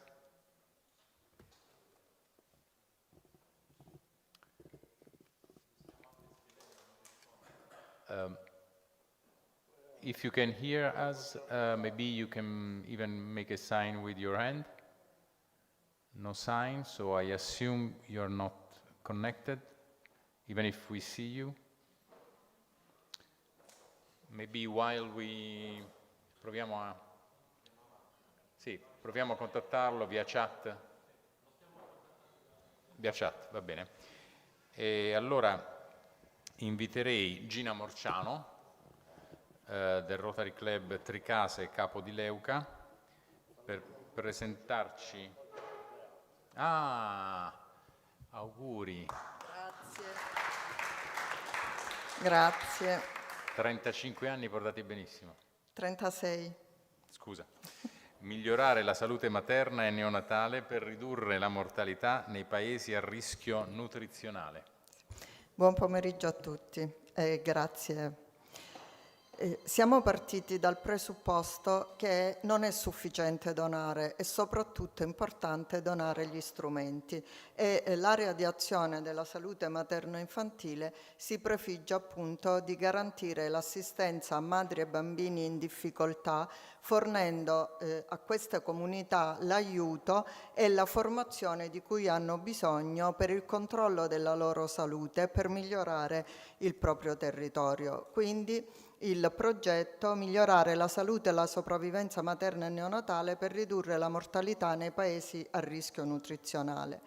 12 sono i paesi più colpiti dalla crisi nutrizionale, infatti come si evince dall'indice globale della fame del 2023, il numero di ragazze e donne in gravidanza e allattamento che soffrono di nutrizione acuta è salito dal 2020 ad oggi da 5,5 milioni a 6,9 milioni. Fra l'altro consideriamo che queste popolazioni hanno la prima gravidanza in età molto precoce e hanno gravidanze numerose e anche ravvicinate.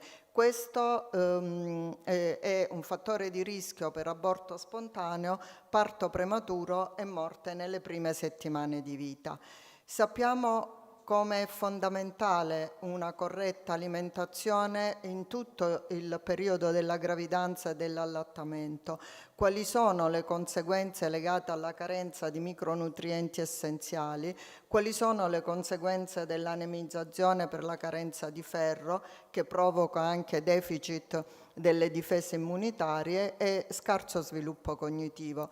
Le vitamine sono importantissime per lo sviluppo del feto e quindi del bambino. La carenza di acido folico determina difetti del tubo neurale, spina bifida, anencefalia, quindi malformazioni cerebrali importanti, così come la mamma va in corsa d'anemia che si prolunga nel periodo dell'allattamento e non riesce a garantire l'apporto di ferro nel nascituro. Il calcio è fondamentale per la corretta formazione dello scheletro e così come l'apporto di omega 3 per il corretto sviluppo neurologico.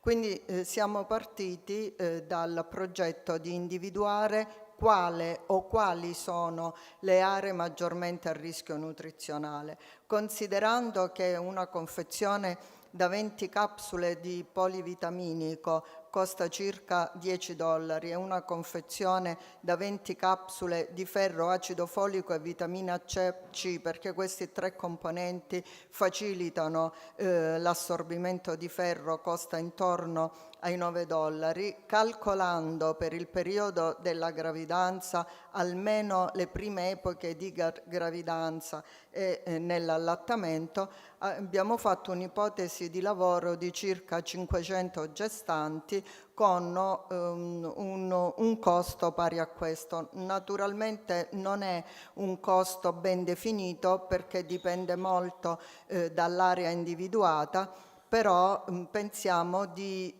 poter garantire negli anni, se il progetto coglie l'interesse del Rotary e dei vari club, che sia continuato negli anni successivi al prossimo anno rotariano. Il piano strategico prevede la distribuzione gratuita degli integratori e del ferro attraverso centri sanitari e dispensari locali e perché no attraverso anche un'automedica, ottenendo naturalmente l'osservanza della legge 166 del 19 agosto 2016 che regolamenta la donazione e la distribuzione di prodotti alimentari e farmaceutici ai fini di solidarietà sociale e per limitazione agli sprechi. Qual è l'obiettivo da raggiungere? Sicuramente migliorare la salute e la sopravvivenza materna e neonatale per ridurre la mortalità. Perché? Perché questo è il vero indice di salute di un popolo e della salute delle sue condizioni socio-economiche e culturali. Ecco perché fornire non solo il dono, ma donare gli strumenti.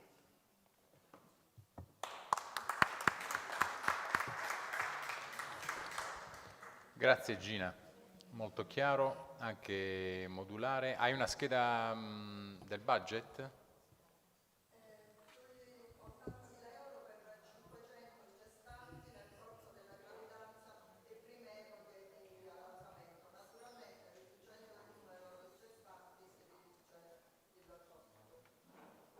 Perfetto. Ok, quindi bene, siamo addirittura d'arrivo.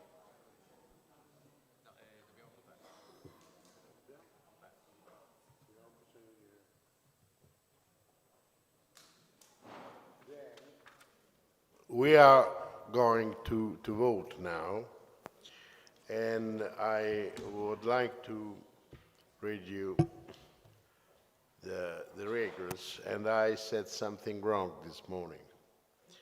I said that the first project is going to have $3,000, the second one $2,000, and the third one $1,000. But I show you now to be sure, and it says that what we are, it's divided by 3 equally. Then every project that will be first, second, or third will have $2,000. Second thing I have to say is that the rules is that at the end of the presentation, Rotarians will choose the best projects by voting. This means that every Rotarian that's present here in this hall, it's supposed to vote, it's allowed to vote. Now they are going to give you a paper in which are the 12 projects that were presented today. You have to vote just one, not more than one. If the paper has got 2 votes, it will be not good. Then, after you vote, you can come and put the paper in the box that I would like to have here.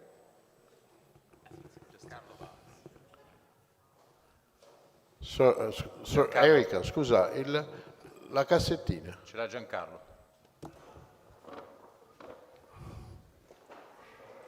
Mettiamo qui, al centro. Vedono tutti. At the center, in this way, everyone can see.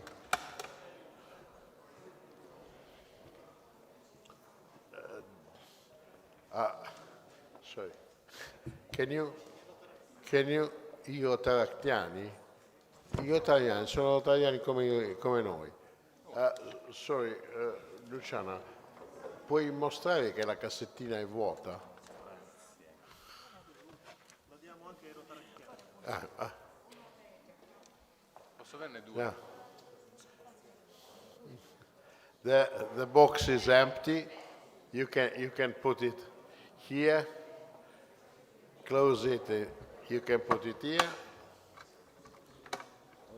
And I must not vote. Alberto, scusate, a me e a Marco non sono stati dati. Ah, a me solo no. No, guarda tu. Tu sei sicuramente terzo. Io ho uno solo. Io ho il club di Bari che, per esempio, quindi potrei essere tacciato. Che vuol dire?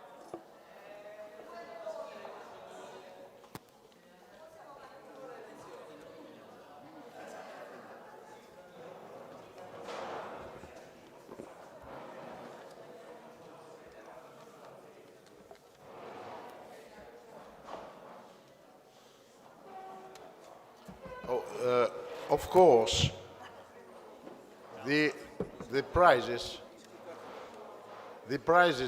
will be given to each project when it will be presented and approved by Evanston.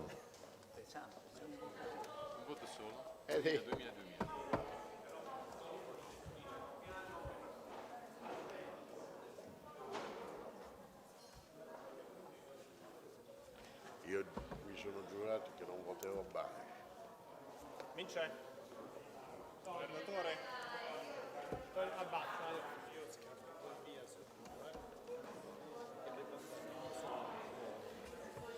Noi abbiamo... Allora, ora capiamo. Dove sta il mazzo delle schede libere? Ti piace?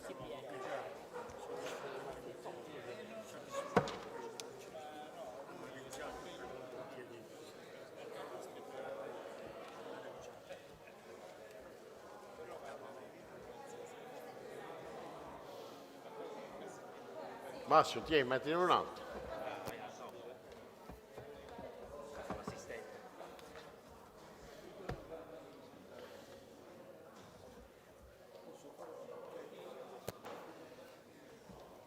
Poi si riconosce e viene annullato. Paolo, visto che devo votare, chi ci ha dato 1.000 euro? Le schede libere.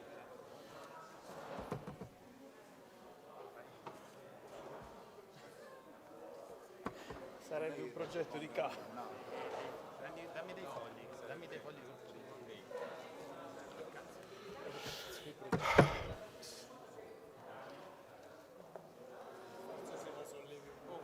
No, schilla. Adesso spingi. Arriva Cerignola e riesce. E siamo abituati a mangiare le cassettine.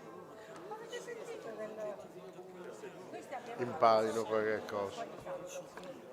Riccardo, non gliene fotte niente a nessuno. Io sto facendo...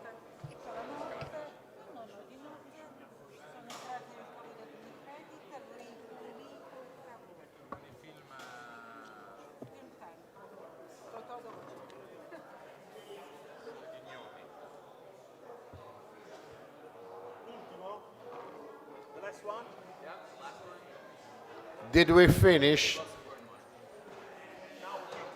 Now, big band. Sounds bad. Okay, but before Stop. before looking to the votes, we can make applause to all the projects. What do you think? So for all the projects, we say that. Oh, there's still one. 5 and 5. Che è successo? Mancano 5 che devono votare. Vabbè, ma... sono ragazzi che non li ho.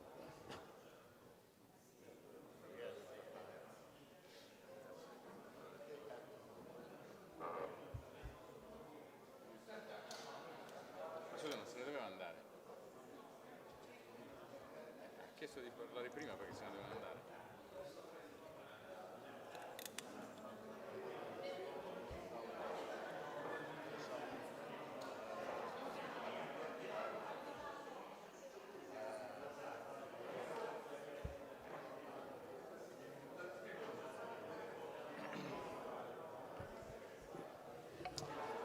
Then We have I 10 want to remember. seconds. 10 seconds left.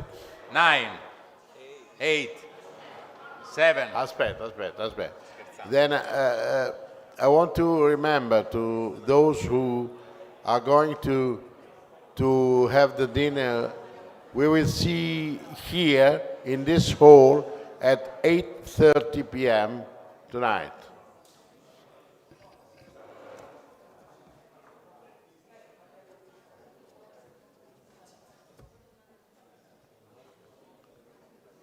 Did we finish? No.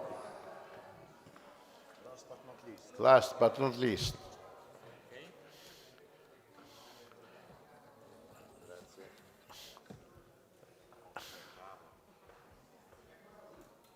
Another one. Digli che è un voto solo. Achille, ricorda che è un voto solo. Un voto solo.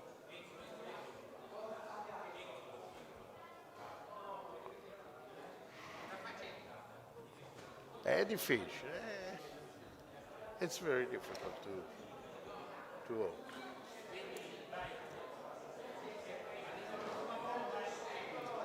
Okay. District Governor of 2110 has voted, and now it's really closed. Thank you to be here, and thank you to have voted. Now we're going to read the papers and to know who is, yes.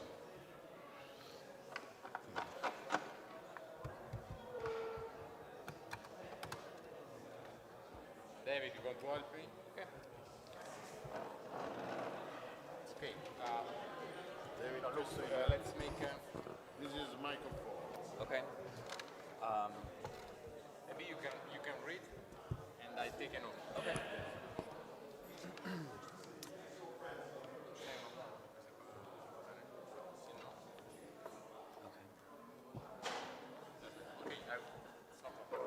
Okay. Rotary Water for Wassa, 1. Wait a minute. Okay. Bari. Yes. Sorry, I'll start with that. Perhaps it's easier to say. Gallipoli. Gallipoli. Yes. 1. San Severo. 1. God, you're going to hear me mispronounce everything I read.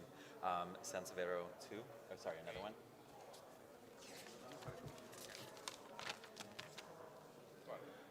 Bari.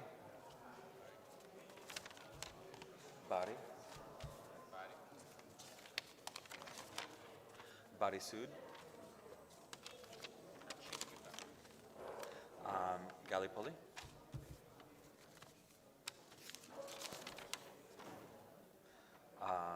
Tricase Coppa di Lucha. Tricase. Armenia International. Potenza.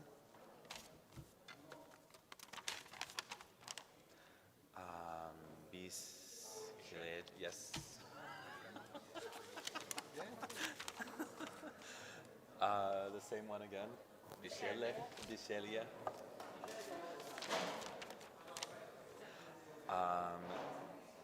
Biera Siveve.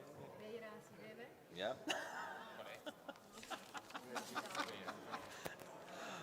Gallipoli.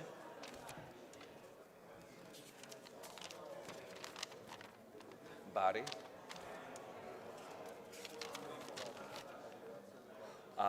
Lecce Sud. Good. Lecce Sud.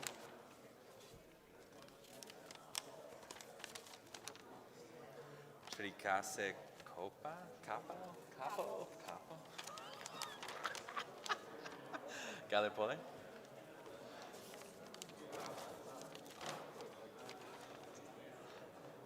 Ostuni Valle. Yeah. You know it? Briscelle?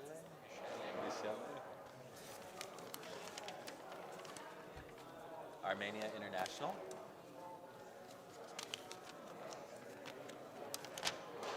Gallipoli. Gallipoli. Lecce Sud.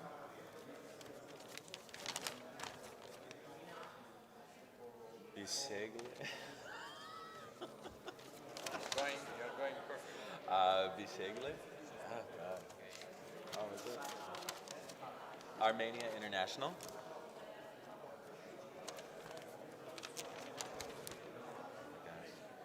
Tricase.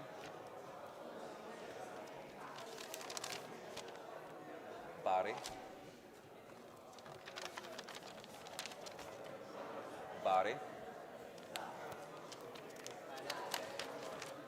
Bari.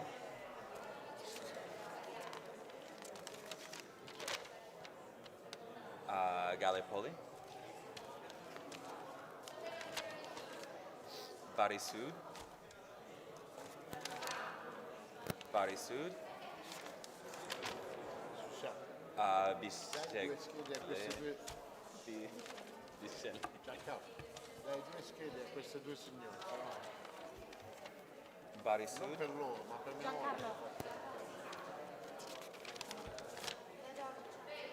Bisceglie. Bari Sud. San Severo.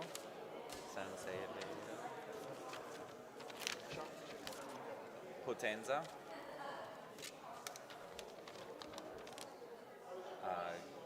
Gallipoli. Gallipoli.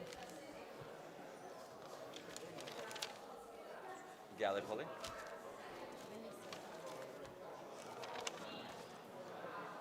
San Severo.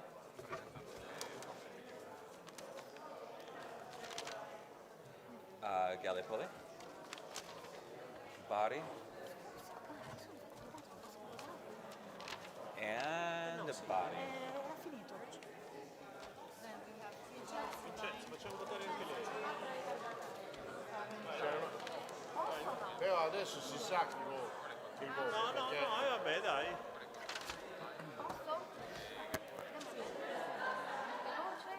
Non lo so, io, per me, secondo me non deve votare.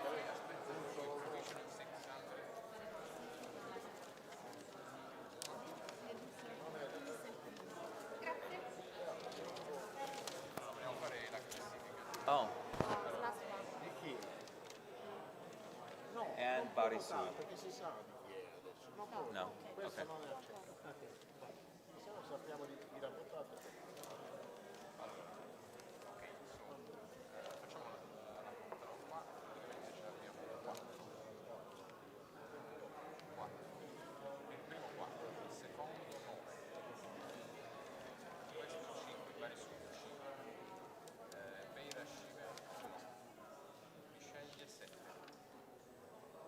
Gallipoli 13. Lecce Sud 3.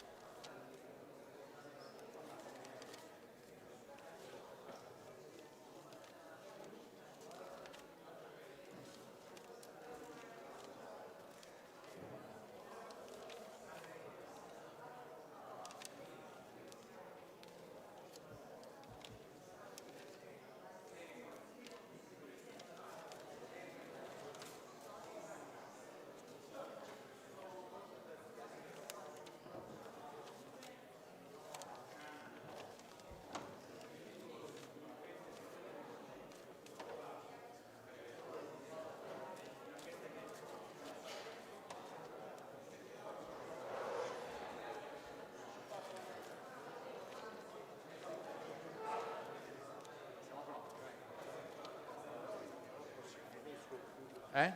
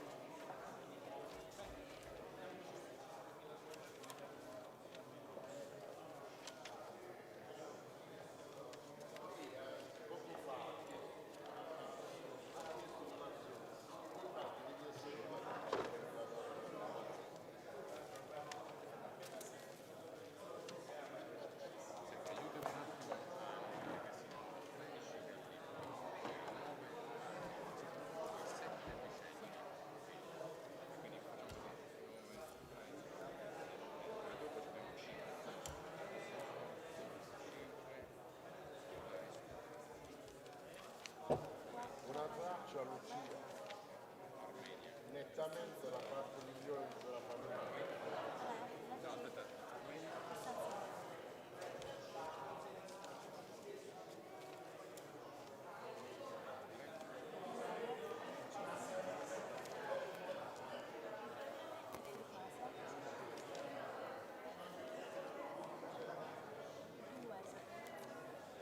Perfect. All in order. All in order. Scusate, abbiamo aggiunto i voti della chat.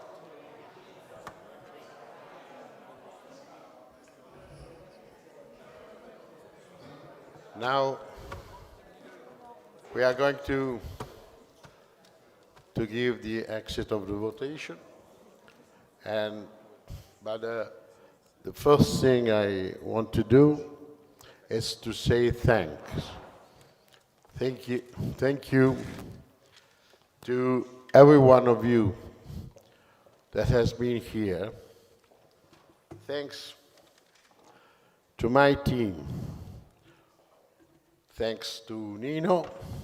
Thanks to Luigi. Thanks to Gianni. Thanks to Giancarlo.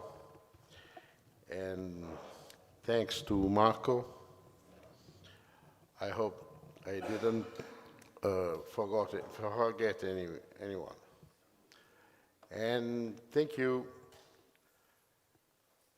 to the president of the committee that has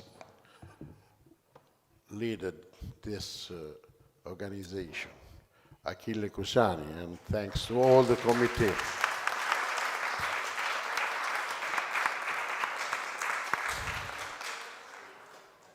But if you permit me, I will give a very special thank to two girls that are not substitutes.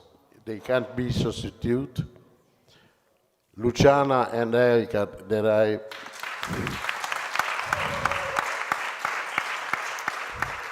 they worked a lot, but they also had some idea that today we have put in reality. And I want to thank also three firms that has given us oil, wine, and pasta that you will have at the end of this meeting.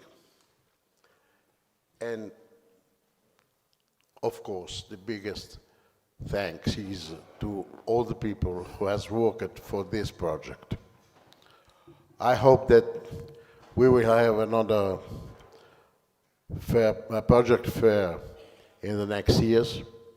I think that something can be made better. but I think that the idea was not bad. Thank you also to have demonstrated this. Now I want to leave you just one moment with the suspense to know who is going to win the awards. And I will give a present to the people who has been with me here. And then, thanks, Alberto.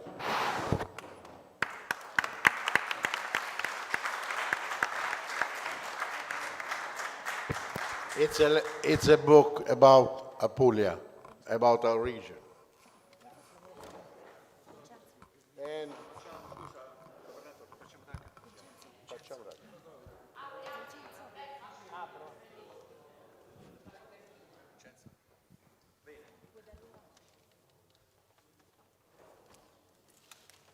it's not finished.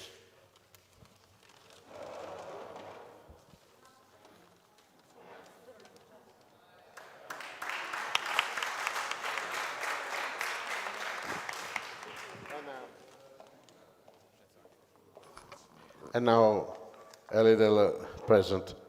It's a pen with your name. I have two really very kind friends in this hall. They are two DGs like me on duty this year.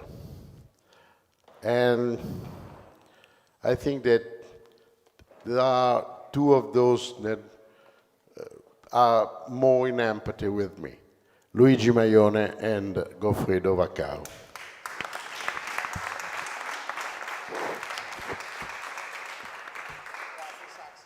Non trovo no, a te l'ho già dato.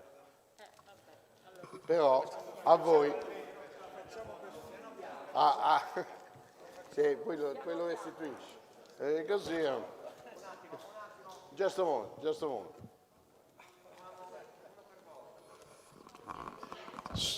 I could not remember. I gave to Goffredo yesterday the book.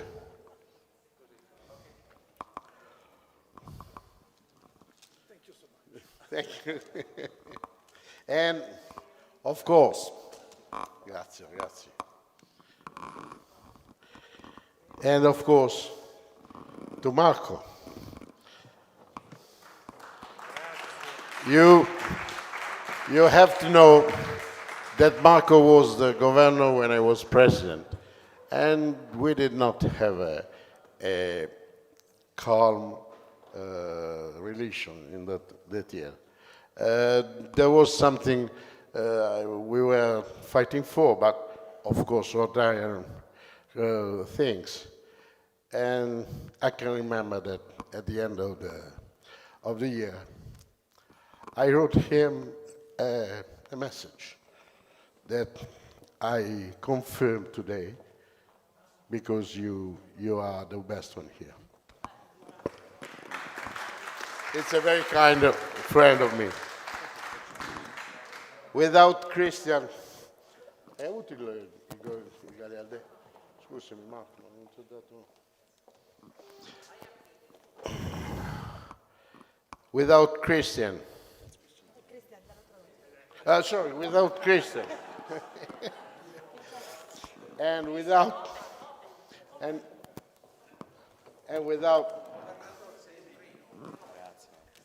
David, Christian, voglio.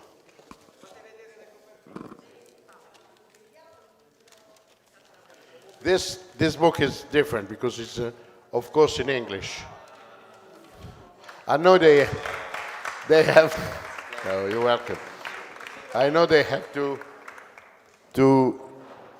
have a long journey in the airplane, and this book is a little bit heavy, but it's lucky now the baggage has the wheels. This is for you, and this is for David. And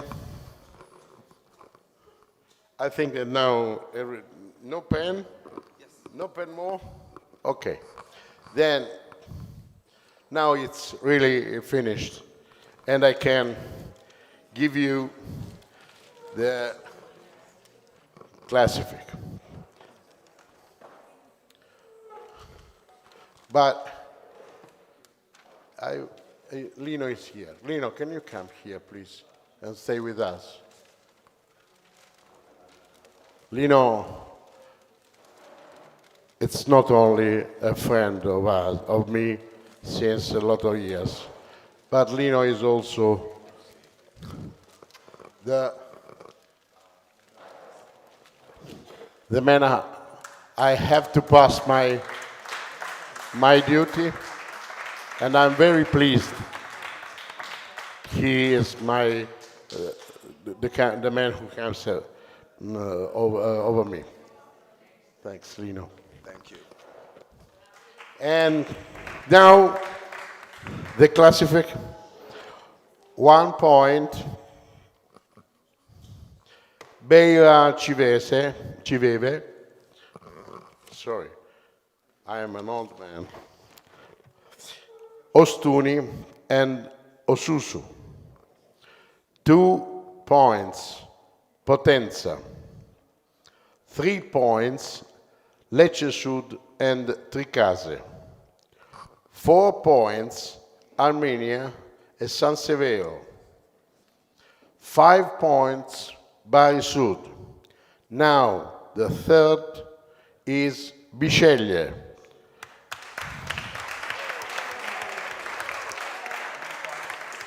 Seven points. Second one, Bari.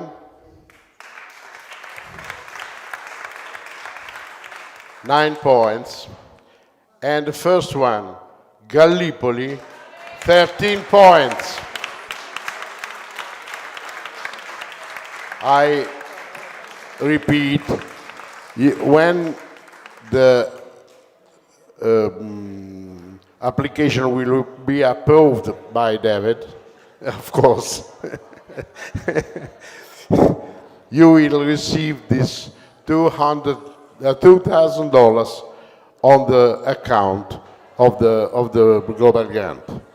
Thank you to every one of you. Bye-bye, and I hope to see you next year.